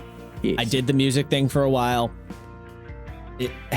I don't like doing it because it's just a pain in the ass. I'm gonna be honest. It's just a pain in the ass. I don't like looking for the music. I don't like setting it up. I don't like trying to think what song. Like, it's just another layer I just don't want to deal with. And it can be effective. And I do like when games use it sometimes, but like, it's just a pain in the butt. I don't know. So I think it's funny. That's sort of how you treat music. That's how you are with music, just in general, outside of 5e. So it makes sense. Yes. That is how I am with music. So it's funny that you say that, because like sometimes I'll listen to music and be like, this is exactly the vibe that I want for a fight. Just this music. Like, I can't tell you how many times that I've listened to Kingdom Hearts 2 music and be like, I really like this fight, but I could never use this as fight music because it wouldn't, like, it just doesn't feel right for what I want. And then I'll listen to other music and it'll fit quite nicely. But like, it's always like, I never look for music really. I just kind of listen to music and go, yeah, you know what? That one right there, that's a good one. That's how I am too. Like, All right, I didn't mean to cut you off, Matt. I just had to, because I did do it for I mean, Sam and Isaiah can attest. I did do it for a little while, and then all the Discord bots got shut down, and then I was like, you know what? I don't have the energy. Like, I just kind of gave up. Fair enough, yeah. Yeah, because like I used to actually use the Roll20. If anyone's ever used Roll20 jukebox, it's okay. It's okay. Like, I like the idea you can make different playlists for different things, and that's basically what's like. If there, I took from Critical Role. Matthew Mercer had like a list of like songs he would use for different environments, like a jungle or the city or caves, and I did that. Matt, and then Matt, I had my own. I have to cut you off. I'm sorry. I did something really stupid with the jukebox in my Monday game. So one of the characters is rip off Hercule. I love this character because he's definitely 100% my level of stupid humor. But one of the jokes is that Hercule's theme song plays whenever this character's around, and his health bar is the determining factor on how loud the theme music is. Oh yeah, you told us this. So it gets worse though. So they found a skeleton. Oh no. Who plays Spooky Scary Skeletons whenever he's around. So the jukebox allows you to play more than two songs, multiple songs at the same time. Oh my god. Jesus. So when they first met, I hit the play button on Spooky Scary Skeletons, and there was just Hercule's theme and Spooky Scary Skeletons playing at the same time. I'm like, I cannot hear myself think, but this is hilarious. That's cursed. Oh my god. That's fucking cursed. Oh, I did not subject you guys to that when we had the little crossover bit, but I was just like, I want to. I thought about funny it. As shit. I thought about it long and hard. I'm like, I can't do this. This is supposed to be a serious moment. I cannot have both Hercule's theme and Spooky Scary Skeletons playing. I love that. I love that so dearly. Anyways, Matt, continue, please. The music thing, it can be a pain in the ass to set it up. But once you have it, like once you do that initial work of setting it up, then you're fine. You can just make your own YouTube playlist now if you're using a Discord bot, and it does help. All the Discord bots they shut down. I mean, some of them they got working. Like the one I use in my group now, what is it called? Fredboat. Fredboat we were using for a while. I know. I've thought about going back down the music rabbit hole, and I'm just like, I don't know. Yeah, like. There's a song, and also because of Roll20, I forgot what the name of the company is, but they use a lot of songs from Kevin MacLeod, and he's the royalty-free. Yep, he's the royalty-free music guy, and for some reason my players got obsessed because anytime it's a song called Club Seamus, it would come out and it's like this funky Scottish like jig, and it's like the perfect tavern like brawl fight, like bar fight. And anytime the song would come up, my players would be like, fuck yeah, Club Seamus, we can do it. We can beat the bad guys. And then it got to the point where if Club Seamus wasn't playing, my players would be like, yo, Matt, put Club Seamus on. And so I just had to have it on repeat anytime for combat encounters. Nice. Well, I mean, hey, that's like, campaign 1 to Critical Role, that one song. That one battle theme Matt would always play, and then all the players randomly just go, whoa! Every time. Oh yeah, I forgot that song. I mean, it's a similar vibe. Oh yeah. Or how whenever you guys were riding on your ride, I've forgotten their name, in Avernus, you would just play music and then I would throw it on the bot. Yeah. Yeah. Yeah, I mean, I'm not going to deny the effectiveness, but it can be. Yeah, I do get the pain in the ass setting up, but like anything, like once you set it up, then the work is done. It's just the initial hurdle of setting it up. Yeah, but I guess, and then one of the other things for like outside of, well, I mean, this is technically inside, but it's not really, it doesn't have to deal with like the monsters, is have the bad guys or like monsters, enemy, whatever you want to say, have them kind of banter and talk and engage the players while they're fighting. Yeah, I do that sometimes. Although sometimes it's hard to remember, TBH. Oh yeah. Oh no, yeah. It's got to be something that you got to remember to constantly do, and also big thing for dungeon masters: fucking describe shit. There's a reason why everyone loves it in Critical Role, and Matt is like, yeah, you split the monster over and his organs start spewing out like a sausage that's just been like left in the microwave for too long. And it's like, oh, I hate and love the descriptions of that so much. That was an excellent descriptor, Matt. I like that. That was wild. That was Like a sausage left in the microwave too long. Oh god, have any of you ever seen the show Bacano? Yes. Oh no, I gotta watch that. Bacano's The dope. part when he's like, when I squish your brains between my fingers like I'm making sausage. And you're like, Yeah. yes, that's a good line. That's a good line. But yeah, like describing stuff. If a player stabs a monster, have the monster say something like, "Oh, what you little shit," or whatever. Like have the monsters reacting to the players, and it'll make the players go, "Oh, this isn't like the DM, Jerry. This is bugbear number 3 that I'm fighting. Oh snap, it's a real thing." Yeah. No, I mean, I definitely won't argue with that one. I will say one thing with the describing of like, you play the bugbear sausage brain is I do that, but sometimes I feel like I'm stepping on my players' toes, like I'm doing it too much and like taking it out of their hands. I think it a fine comes balance. to understanding who your players are and if they'll do it themselves. Because like there are times where I go to do it and then I realize both you and Isaiah do your descriptors by yourselves, whereas Matt generally doesn't, and Trust absolutely does not. Yeah, no. Because it's just the way he plays the game.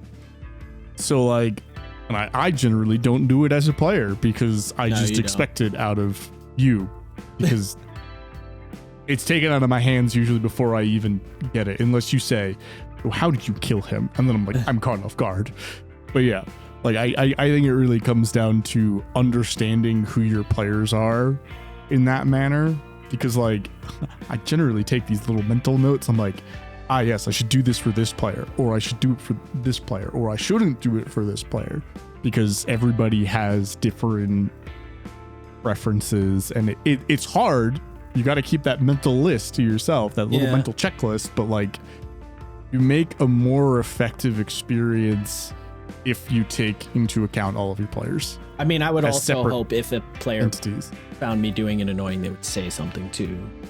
Yeah, but again, if your player goes to say that they do something, like, Don't cut and them you off. cut them off, Yeah. then I could see them getting annoyed. But like, if they don't say anything, or they say nice, nice. So I real quick, I have 2 things to add to this. So Dungeon Masters, 2 quick things. First thing, do not ask every player how they want to kill Scrimbo Bimbo the Goblin, because it just it slows the game down by leagues and bounds, and it's very annoying on a player's side of things. Yeah. Second thing, if you do ask a player how they want to do a specific thing and they tell you how to do it, what you should never do is say, all right, cool, but what you actually do is this. Yes. Because Oh, God. both of those suck Dear balls. Lord. Don't fucking do it. Yeah. Man, I can't even imagine. Yeah, no, definitely don't. Actually, instead, it's like, no, still. Well, Even you if what go they to do describe that, is but then he lame. punches you in the face. Yeah, it's like, even if what they describe is lame, just let them be lame. Fine, just let it go. I mean, Yeah. what you think is lame, it may be cool to them. Right, they might not, yeah, exactly. They might even think it's lame. Be true to your cringe self. Let them be true to theirs. Right. It's very true. Yeah. All right, sorry, Matt. We keep fucking digging into you mid-thought. No, it's all good. It's you giving me a chance to like mute the mic Brain. and cough my lungs out. Understandable. But yeah, and then I guess my last point will be like, pick monsters or enemies or whatever. Again, I'm trying to make this as setting agnostic as or system agnostic as possible. Yeah, I mean, Because just I am fights the in major. general. Yeah, because I am the major. Like I love 5e. I'll I mean, sit it doesn't here. really matter, right? Like the difference between a goblin and a stormtrooper, it's like at the end of the day, it's still you're fighting a thing, right? But I guess the biggest thing is mostly like, what is the location that the encounter is going on, and what is the situation that is happening in that moment. Matt hit one of my points. Yeah, that's like probably the big one. honestly, is what's the location, because it's like your players are walking in the desert. They're most likely not going to fight I don't know what, a Trant, like the tree people, unless it's like the last one in existence or something in that desert. They're most Unless likely it's to a Dark fight Souls boss and it's the final treant of the final age. right. Or if it's like, you know, Okay. are they going to fight like, you know, a plant monster or a purple worm? Were you And about it's to like, argue wow. that didn't sound like a Dark Souls boss fight? Come on. No, I heard him say tramp, and I was like, my mind went to the Disney No, movie. Treant. And Sorry, I was like, I must "What, have. he's gonna fight him, and then he's gonna pull out a bowl of spaghetti. Like, what the fuck? Sorry, I'm sick. I'm not enunciating No, you're properly. good. You're good. I had like, I went down such a bizarre mental pathway for 20 seconds, and it was just like, spaghetti. Or like, you're not gonna really fight a like, you know, you're not gonna fight a purple worm in an urban environment unless shit's like hitting the fan real bad. It's mean, again, it depends on the situation. So I know I didn't say location, but I did say monster cool, but monster doesn't fit, so I make monster fit. That kind of goes in line with that, because like, yeah, sure, the location isn't like I know I didn't do this for this particular fight, but the gazebo fight. Yeah. Like, I was just like, you know, it'd be really funny if they were just in a dungeon, they just ran into a gazebo. Because who expects a gazebo in a dungeon? You know, they'll know exactly what it is, but you know, it's there. So like, it again, it's my method is make the monster match the location. So, you know, versus match the monster to the location, I guess. Yeah. Well, so More work, but you know. right. I mean, one of the first. So yeah, I mentioned I have these like bullet points here. So the first one I thought, because I before we started recording today, on my brain I was kind of like, all right, what's some like key things I think matter? So terrain, right? Using terrain was like one of the first ones that came to mind. It's like, it doesn't matter how cool your monster is if every fight is in a fucking 30 by 30 square white box. Like, there's only so much you could do, you know? Right. Like, you can have archers up in the rafters if you're in a building or whatever. Right. And it's Yeah. like, So the it's like, now we terrain got- is a big one, which is why I figured one of you was going to mention terrain at some point. Like, it's such an obvious one. Well, And that's what I did with. I started to do with vehicles, right? Like, that's true. That's true. That's changing it up. And I will admit, sometimes I have a hard time thinking and or coming up with a good, interesting terrain, which is kind of why I've been bitching about maps lately, is because I'm like, I want a cool terrain, but I also want a map that fits the vibe. But a lot of these maps don't have like interesting, like, I think a big thing, a big one I've noticed recently is verticality. Different levels makes a huge difference. I'm Yeah, preaching but to the choir, bud. Wow, You what do you know mean? my pain. You know do you say? exactly what my pain is finding maps. Looking for maps. Yeah, right. No, that's what I'm saying. Yeah. Like, it's such a frustration, and I hate. Okay, this is the thing. Well, it right? also doesn't help that we're all like, most of us play in the digital, like, virtual tabletops. So thinking I of think like, that makes it easier. you'd think. I feel like it does. But like, let's say you have a map. Let's say you have a map of a festival, and there happens to be a bridge hanging overhead, and you're like, all right, I could just have the bridge overhead, no problem. I'll put the archers up there, and it's like, okay, how high is the bridge? Oh, damn it. I don't know, 20 feet. Okay, DM. There's a taller building over there, right? Yeah, sure. Can I meteor shower the building so it crushes the bridge? No, but I'd be fine with that. That shit's cool. I want that. That's good. That would be good. In fact, if a player said that to me, I'd be like, fuck yeah, you can, bro. That's genius. Like, God bless. that's what I want, actually. No. I like Matt's. Go on, sorry. Go on, I was gonna say, in character, like, yeah, as a DM, like, it's cool, but then it's like, as the DM on a virtual tabletop, you're like, son of a bitch.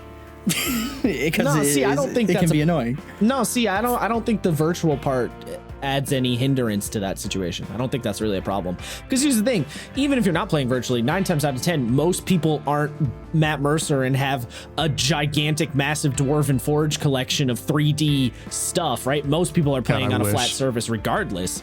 You know, like the fact that he had all these stands for when they did. I finished Critical Role, by the way, so I saw the Vecna fight. Hey, the fact that he had all these stands to have Vecna like fucking whatever it was, like 100 feet in the air or whatever. It's like most people do not have that. You know, most people, your boy Vecna's gonna be on the ground and you're just gonna say he's 100 feet up.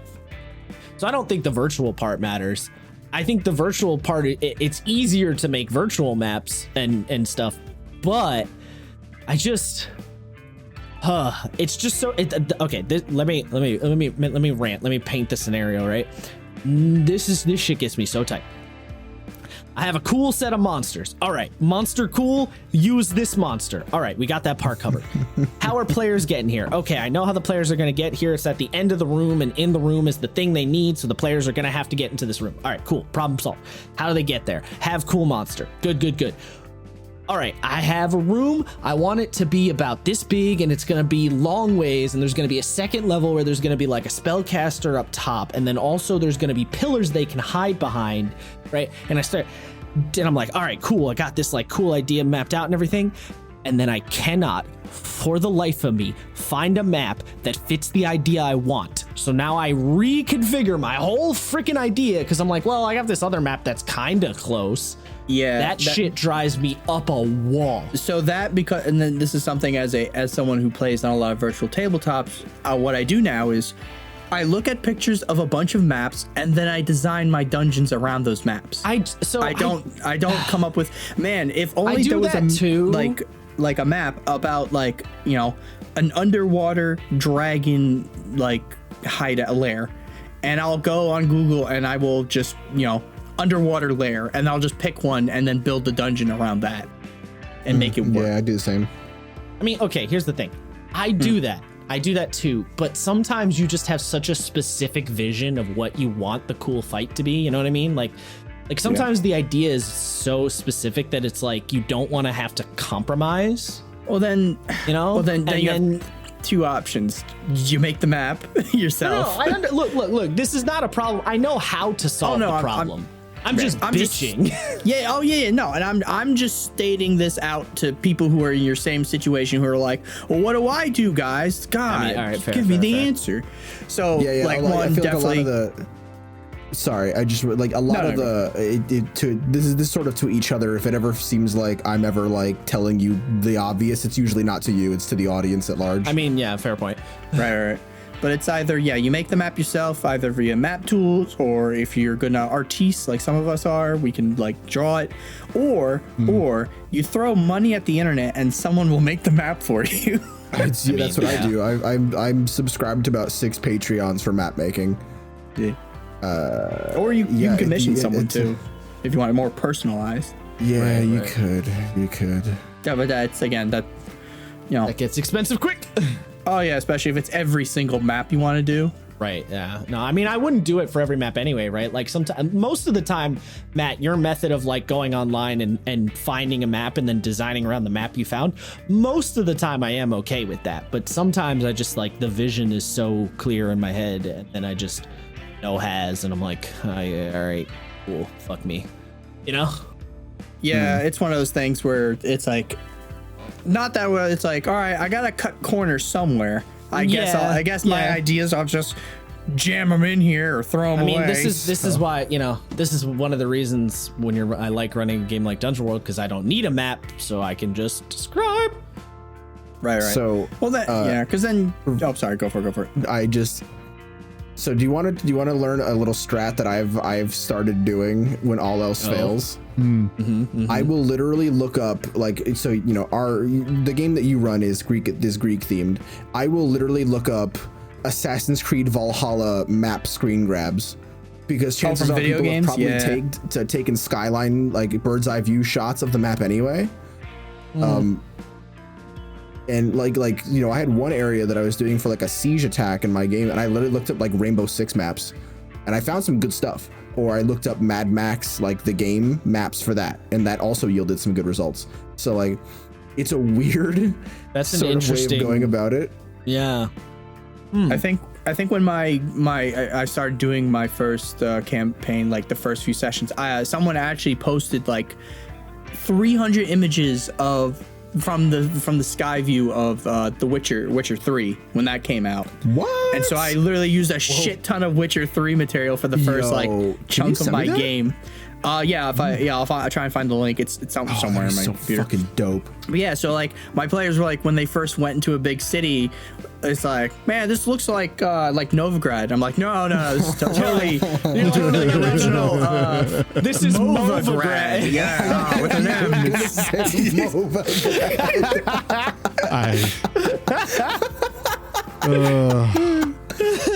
Now where you he was gonna do it. And there's a ton of good. I said it before, but he still went for it. Hell yeah, brother.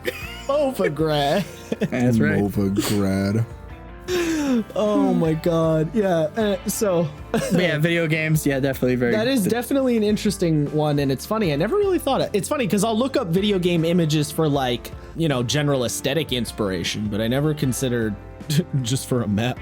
Just kind of funny.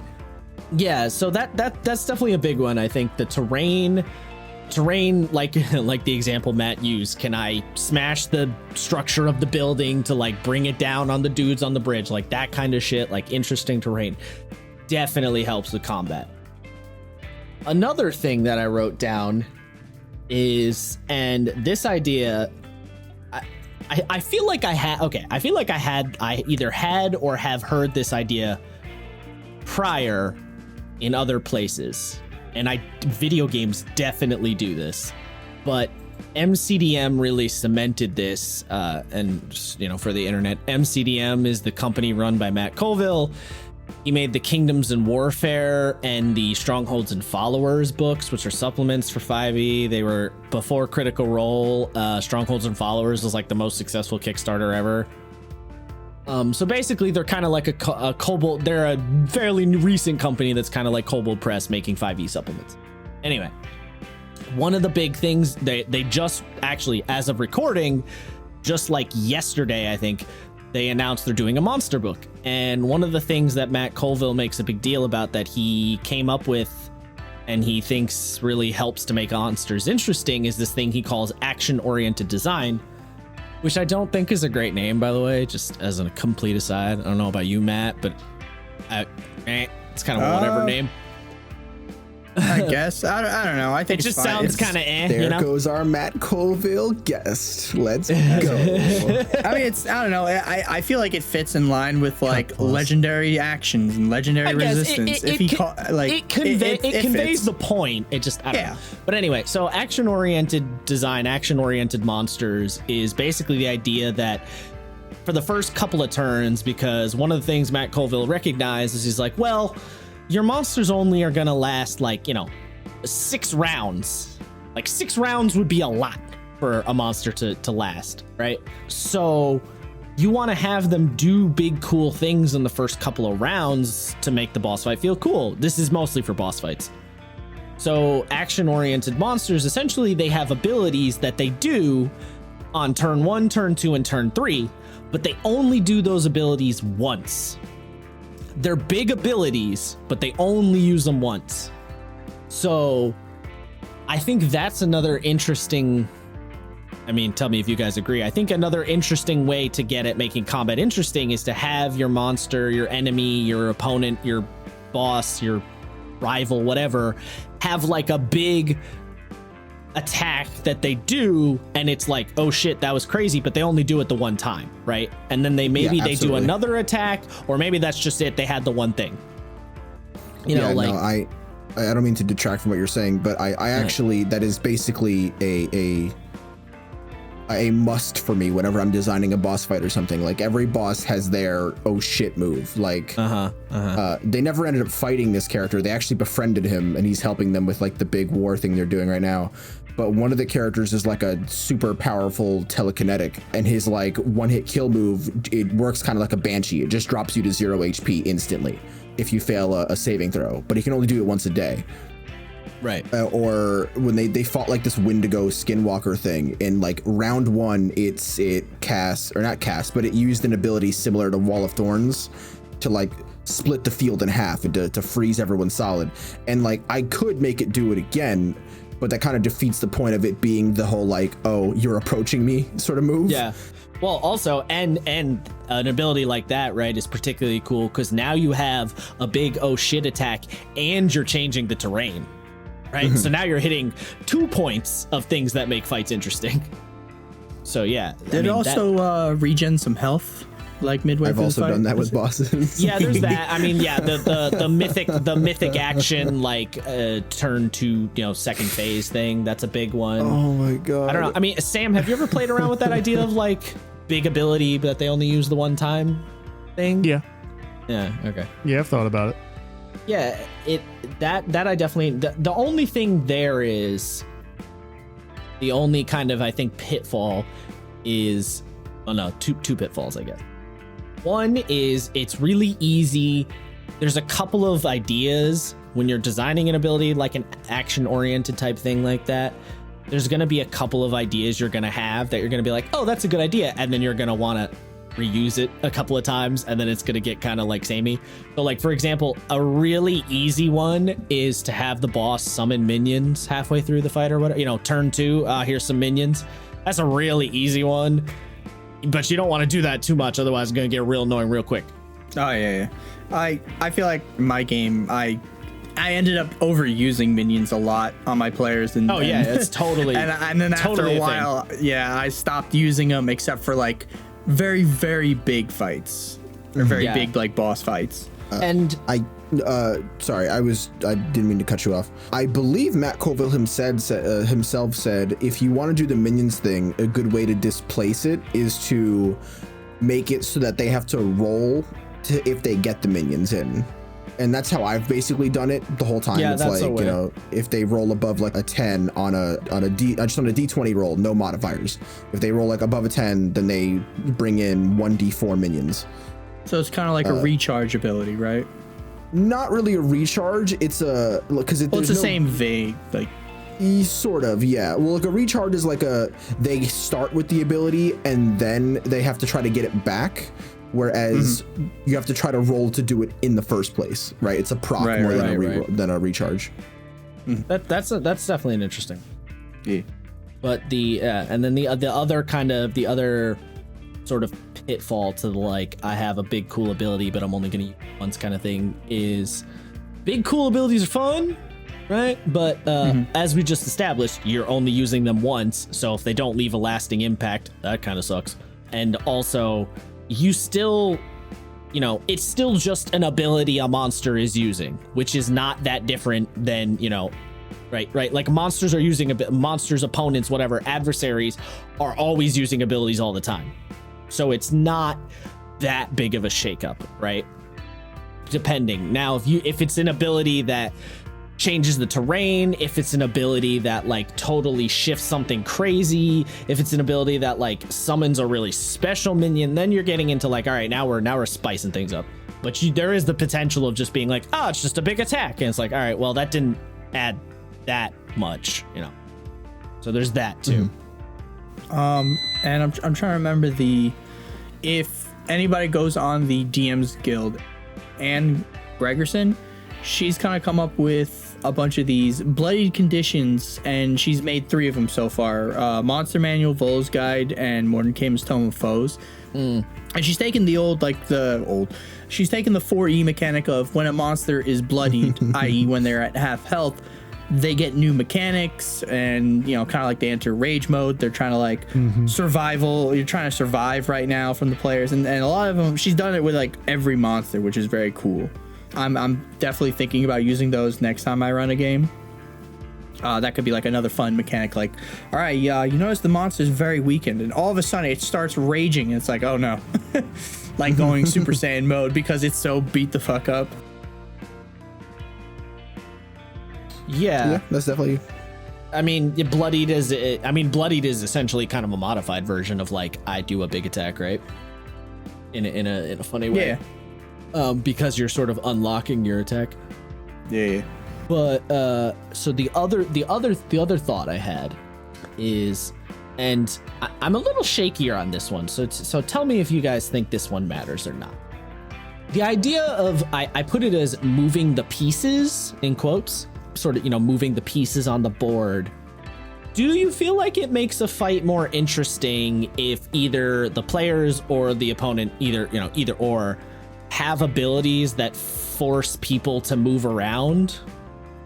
Does that really do anything, or is it just annoying?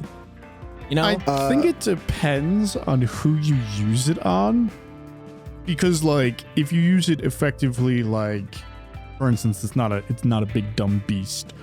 Like it's a guy trying to, he sees mage, he's been hit by mage, he's engaged with fighter, he uses ability to get fighter out of the way and rush the mage. That can be interesting, but again, it depends on how you do it. If the creature is intelligent enough to do something like that, I usually have to make that mental justification before I'm like, true, this character's gonna attack this thing. Yeah, because like it's like, let's say you're fighting a big monster, right? You're fighting like a purple worm, and then you give the purple worm an ability where he like whips his tail around and knocks all the players away 30 feet from him. Mm-hmm. Is that stuff like that, or the wizard uses teleport or levitate to like move a player out of the way, right? Like, does that stuff help? Let me use an example. All right. You. Yeah. I knew it. I knew he was gonna bring up you. Okay. So. Oh, poor Riemann. I love this. I really did love this fight. Had a lot of good moments in it, and Riemann getting bullied, which was therapeutic in a way. For those of you who don't know, I'm sure we've talked about this before, but Riemann was a barbarian. So I think the thing that frustrates me the most is when I roll a big damage number and then I'm like, fuck, I have to have it. Like, but because of this, he wasn't able to do much because he was just constantly knocked back, knocked prone. And like, if it's thematic, I think it works. But like, you can't just do it like so willy-nilly. So willy-nilly. Time, like it has to be like either, a big enemy literally like knocks you aside, because I think that's interesting, because big enemies should knock you aside. So Let's like be the real. big purple worm example you think would be fine. Yeah, like if or a giant hits you, if you end up having to make a strength save to make sure like you keep your balance or don't get knocked back like 50 feet, not actually 50 feet because that would be ridiculous. Did you guys see the new Hellboy movie? No. All right, so there's a scene. It wasn't very good, but there's a scene where he's fighting 3 giants, and like anytime I showed my DM of Storm King's Thunder that scene, and I want him, anytime a giant hits you with their weapon, I'm like, can you have him make a strength save or a dex save, and if we fail, we get yeeted like 30 fucking feet, into the stratosphere, because that's what happens to Hellboy every time he got hit by a giant. He just got flung into That is pretty funny. It was so funny. It was so good. I almost said that I find it difficult to think of that character as Hellboy because I only really see him as David Harbour wearing prosthetics, which, That's fair. That's not an insult to David Harbour, even though I know he'll never watch this, because I love David Harbour to death. I think he's a great actor. But yeah, just whenever you hear him go, he's gone. Yeah. You're like, he's gone, Jim. I think fucking the best dead. too, it was the whole fight was based on, had a Muse song, like a heavy metal Muse song playing in the background of it, and it's just like this. I am so confused, but I love every moment of this. Like fight. this is questionable, but also I'm into it. Yeah. Personally, I think, Oh, go on, Sam. I just think that like if it's a big monster, it should knock you back, or at least have some force behind it, because that creates the thematic idea that it's not just damage, but it's like literally hitting me like a vehicle going like 30 to 40 miles per hour. What do you like think the last thing I was going to bring up was? So for me personally, I actually use, I will say 80% of my bosses have a knockback mechanic.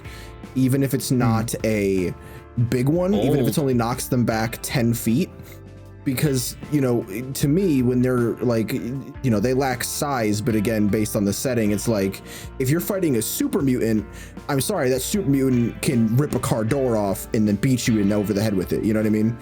So Yeah, that makes sense. I always like the idea, and this can sort of maybe help with things like the Django Against Rebellion thing, right? Where it's like, if you know that your tank is going to get right up in the boss's asshole and he's going to just park his ass there and be like, well, guess what, bud? I'm going to be your worst nightmare for the next 5.5 rounds.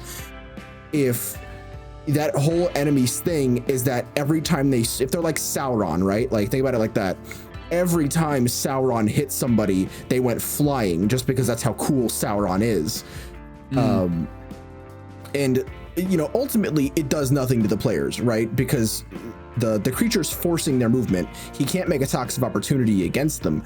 They just have to keep moving back into position, which could eventually mean if someone gets knocked, like kind of like what Sam said with the wizard or the mage, if he knocks the tank 10 feet back and the mage is only 5 feet behind the tank, well, that mage is gonna get, you know, bada bingest pretty hard. So I like to do that because it makes the characters think, and they can't be complacent and just sitting. They can't Fire Emblem the boss effectively, and they just go, all right, shit, well, I have to constantly keep track of, you know, who's getting sent flung. And like, some players could be like, I don't want to do that, to which I say as the GM, well, that's fair, but I'm not going to stop. Yeah, pretty much. Yeah. Like, you know, like it's that thing where I feel like there's a compromise that can be made, right? Where like, yeah, not every enemy does it. Hell, not every boss does it. But this game is more damage oriented than others, so you really do kind of have to pay attention just as a default.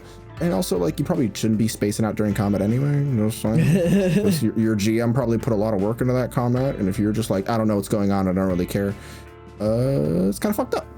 Okay. Yeah. So what I'm gathering is I am not off basis in that idea of like moving the pieces on the board being an interesting little spice to add. It seems like all of you were like, no, yeah, I do that. Yeah, no, absolutely. Well, because, you know, you've brought this, we've talked about this a lot, which is, as a whole, D&D does not give the players a reason to move around the stage. Right, so it also kind of makes it feel like characters who get really crazy high movement speeds are only useful for chase scenes, which almost never happen. Right. Mm-hmm. So if you give a reason to have a high speed, so like, if in the Yunogu fight, it's like, oh, well, I have 80 feet of movement, but I got knocked back 20 feet and I'm prone. Well, I'm gonna have to get up, drop my movement to 40, but thankfully, since I have an extra 40, I can make it over to the bad guy again. That gives you a reason to do that. And, you know, when most characters only have 30 feet of movement, if they get knocked back to 10 and knocked down, well, they only got 5 feet to get somewhere that they might need to be. Maybe they need to flank the enemy. Maybe they need to stand in front of their ally. Maybe they need to heal an ally.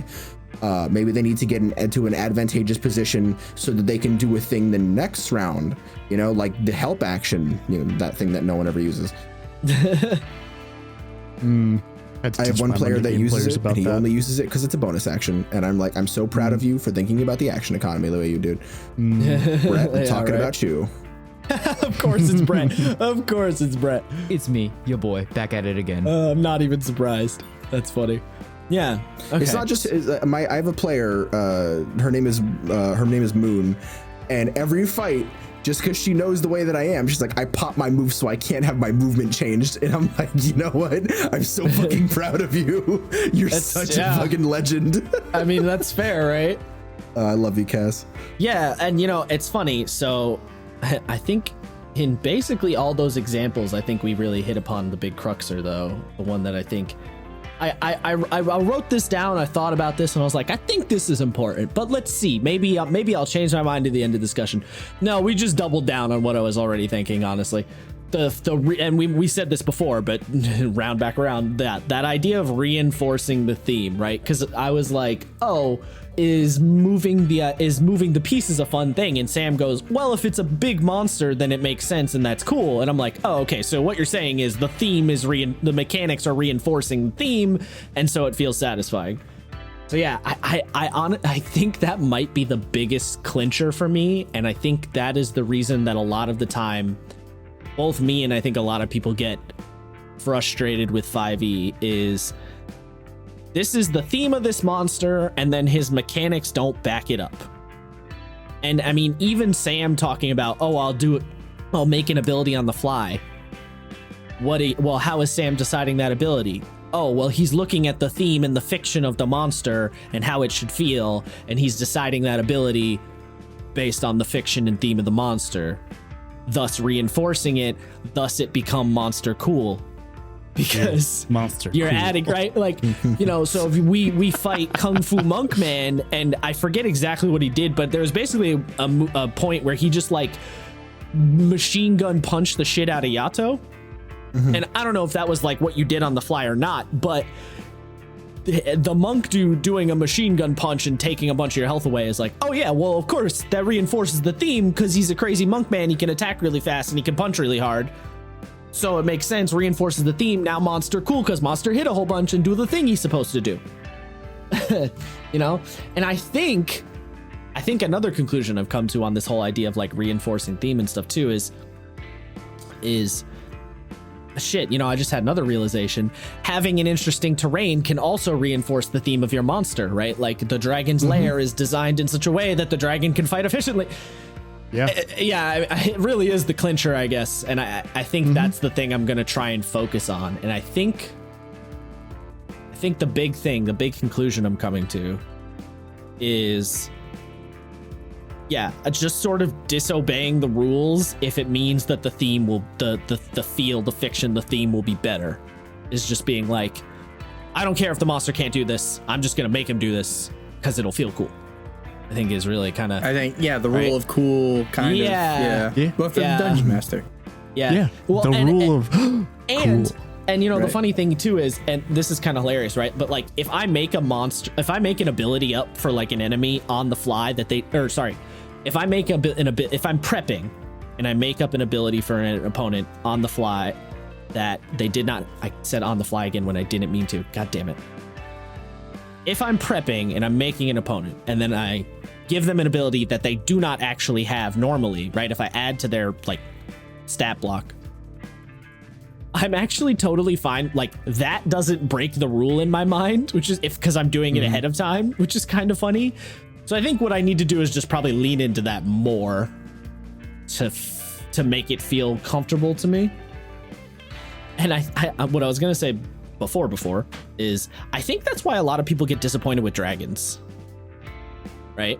I don't know, like I don't know. I feel like I'm crazy because anytime I hear you go, dragons mechanically are boring in 5e, and I'm literally like looking at them they're the most interesting monster in the monster manual. All right, so here's my thing, Matt. All right, let me hit you with. Well, first of all, we've already talked about the thing that I don't know if we talked about this on podcast or not, to be honest, but I know me and Isaiah have talked about this.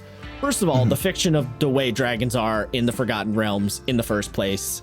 They have these like crazy reality warping abilities and stuff. That doesn't get really reinforced. So there's I think we did talk about that last time. Yeah. So there's that. Shifting. Oh, that's right. Because we were talking about monsters. Yes. Okay. Yeah. Shifting away from like disregarding that though. The theme, the fiction, the vibe. I think I'm gonna go with vibe. I think that's a better word. The vibe of fighting a dragon. The fantasy. That's the word I want. The fantasy of fighting a dragon. Right. Man, I wish I came to this conclusion at the beginning of the episode and not now, but whatever. Yeah. The fantasy of fighting a dragon, right? Oh, they're going to fly around. They're going to shoot fire. They're going to whip their tail around and smash buildings or like smash the pillars around us and shit. Nothing in their stat block reinforces it. They have the fire, but it's on a recharge. So there's a very real possibility you fight a dragon, he uses his fire breath once and then never again in the fight. Okay, that fucking blows. Possibly. Right, yeah. That's hold on. Let me, because I got a couple, right? That fucking blows. The flying around thing. Okay, you can have the dragon fly around, but if they fly to a certain point, the game becomes shitty because, you know, if he's 200 feet in the air, no character's going to have anything to do with, like, they're not going to be able to deal with him. So there's that. So instead of just the ability to fly, it feels like the dragons should have an ability where they get up in the air, do a thing, and then land, or something along those lines, right? Now, again, you can work that in yourself, but I'm just saying that should be built in. And then you have the thing of like dragon big, dragon smash. Wait, I'm Rules confused is with that written- last thing still, though. Sorry.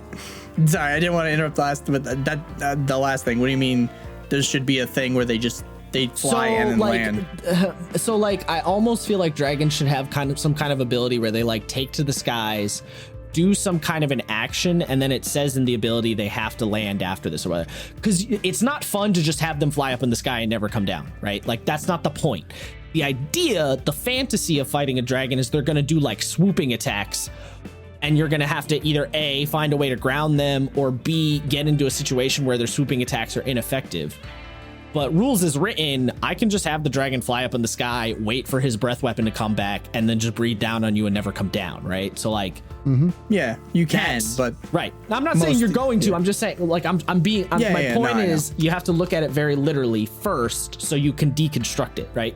You have to look at it on paper to deconstruct it, so that you can come to a conclusion. Right. So the fire breath thing, right? There's that. The flying thing. You're like, okay.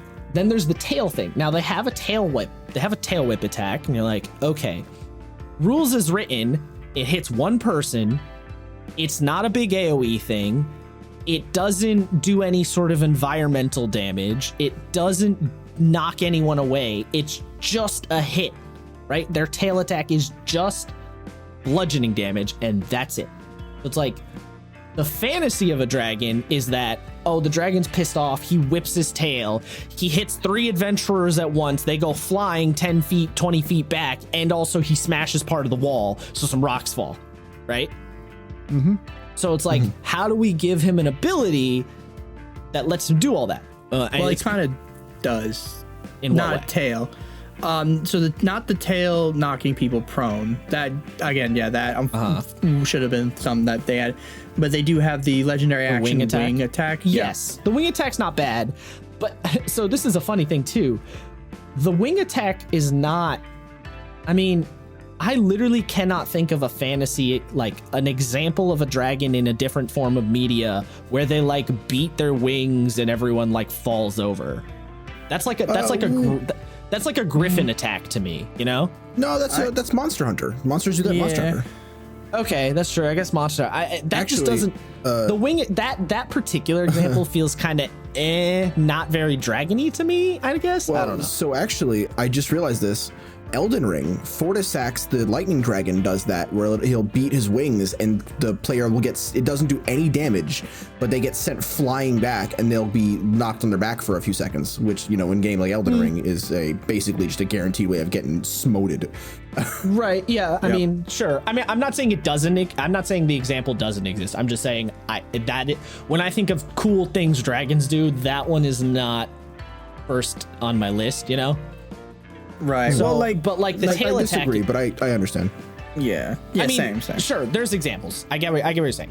Right. I'm wrong in that there's no examples. I just didn't think of it, I guess. Yeah. No, well, I'm not that. not saying that you're wrong. I actually, but like the big heavy, I think of like Smaug, right, where he says my wings are like a hurricane. That's like the first thing that comes to mind. That's, I mean, true, and that's, I mean, Smaug is probably where they're taking the idea from, right? Like, Probably, but like it's mostly also like, again, kind of going back to read the monster abilities, read what they do, know how to. So yeah, the whole like, it's really annoying when like if you're being a DM, you have the dragon fly up into the sky and then just stay there. But like if after the whole like breath weapon thing, as a DM, dragon swoops down, attack somebody, or if you want to be a real dickhead, grab a player and then fly and then drop the player next to it. So but here's what I'm saying. Okay, so here, let me, because there's a little bit more. You're correct, Matt, in that there are things you can do with the stat blocks as is to add to that fantasy. And yes, the dragon picking someone up and dropping them, that's great. That totally adds to the fantasy of fighting a dragon. That's a good one. But let me. So I've brought her channel up before. I'm going to bring it up again. Monarch Factory, Dale Kingsmail. She recently did a video about fighting a dragon. And so what she said, the one that was most interesting, she mentioned the tail attack thing I said, where it's like, the dragon should do like some kind of a big sweeping tail attack. I'm like, okay, yeah. And I do think they should have some sort of, the fact they don't have an AoE tail swipe is like kind of wild to me, because it just seems so obvious. And also I think they should have some sort of clause attached to their attacks where it's like, if a dragon attacks a creature that is within 5 feet of a structure, they damage the structure, like something like that, because they're huge and strong. Like, of course they would, you know what I mean? But anyway. So I do agree with you. I have a question to pose then. Okay. Do you believe that is another part of that is that maybe that 5e does not have any easy to access rules about hitting structures or structure HP or how to calculate that? With that particular example, yeah, probably. Yeah, I think 5e is a little bit lacking in that regard. There are some rules about like HP on structures and stuff, but they're very minimal. It's not like a big focus, and like, for example, there are weapons and monsters that have abilities that do double damage and stuff to structures. Yeah, the siege tag, yeah. Yeah, so like it exists, but yeah, it's very like me. But I want to get to this one last one, because I think this is a I don't know if I would do this, but it's a cool idea and I'm thinking about it.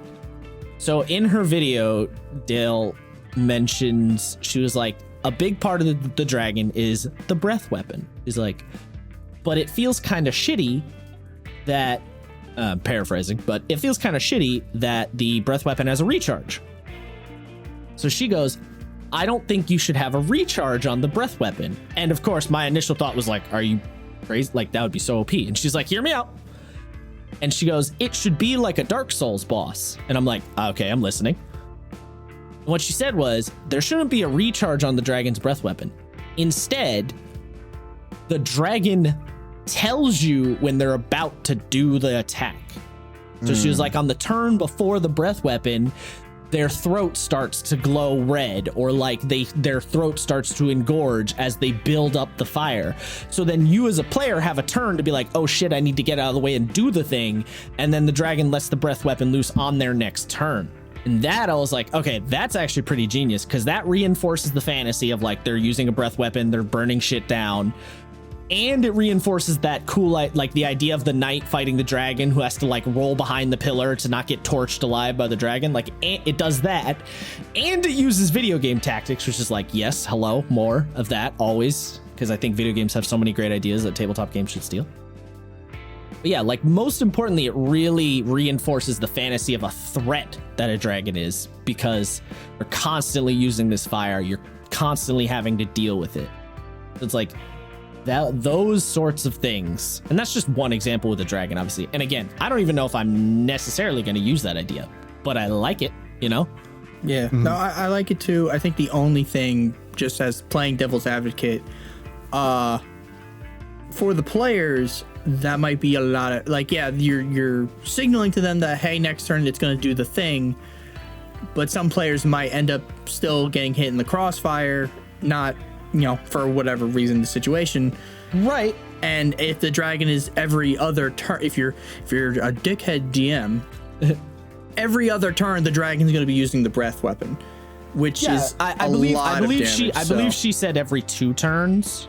Okay, so which would be 3 times in a fight, about right? Which 2-3 times. I mean, all right. So the think people in here who are better math people than I am, like okay, Sam.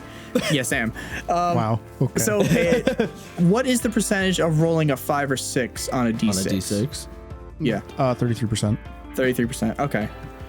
So you have a 33% okay, every. All right, yeah. Matt. Yeah. It's 2 out of 6. Yeah. You know what a third is, right? No. I'm gonna be honest. Sam, I went to art school. I can't math. I get what he's getting at, but I also I went to art school. I can do math. Don't you play with me. I honestly didn't think of the 33, but I see what Sam's getting at. Yes. So I actually so this is funny. I have actually done this. The prepares for the attack, and I've played with it, and I can say, I wish it was like that, like just codified. I wish that's how it had to be. most of the time, and then like some enemies where it was just like they could just roll to get it back. Because it adds variety. Yay, variety. Was talking about that before. But also because even if you still get caught in the crossfire, it doesn't feel like the GM is screwing you. It's right, because you at the knew. very least, it feels like shit, I can't believe I fucked that up. Or, yes. I wonder how yes. I can fix this myself. It's the Dark Souls situation of, I know why the boss killed me. I got greedy. Yeah. Inversely, I think that if the dragon is going to do it every other turn, let's say, it can't do other things, right? Yes. Yeah. So, because, and like, I don't know if this is the case, but it's been a while because I don't use dragons because, much like Josh, I don't really like running them. But can they do their breath weapon and then their full array of actions, or is it they have to do their breath once they get it back, they can do their breath weapon, but that's it? It's just the breath weapon. Just and the then breath weapon. They have if they have legendary actions, they can do those those as well. Okay. Yeah. Okay. So like, if you make it so that it happens, every other turn or something like that, you have to think that that's there's like a directional input that goes into that, where it's like, well, if they get behind the dragon or if they fly around the dragon, well, there's literally no way for the dragon to hit everybody. So they can sort of game that, and like maybe if you give the tank also, fly. I just had a thought too. You could make it a pretty strong argument that the recharge ability is kind of more dickish than every other turn, because the every other turn's coming. You don't know when the recharge is up. Right? Like, recharge rules is written, the GM does not say, okay, the dragon recharges breath weapon. So the next turn, he's just going to be like, okay, now he uses his breath weapon. You're going to be like, oh, fuck, I didn't know his recharge came up. I would have moved. Yeah, I know that it says that you don't, but I genuinely feel like most GMs do say it. Probably, but I'm just saying, like, on paper, they say no. Yeah. Jesus, we've been going for 2 hours and 15 minutes. I know. I did one last thing on the whole like idea of the dragon and the fantasy of the dragon too, is I do think you would also have to slightly adjust cover rules, in that if the player gets full cover, they just don't take any damage, right? Like, if they get behind a pillar, the dragon flame does not hurt them, rather than like advantage on the save or whatever, I think would if they have full cover, it is no damage. Okay, is that actually a rule as written?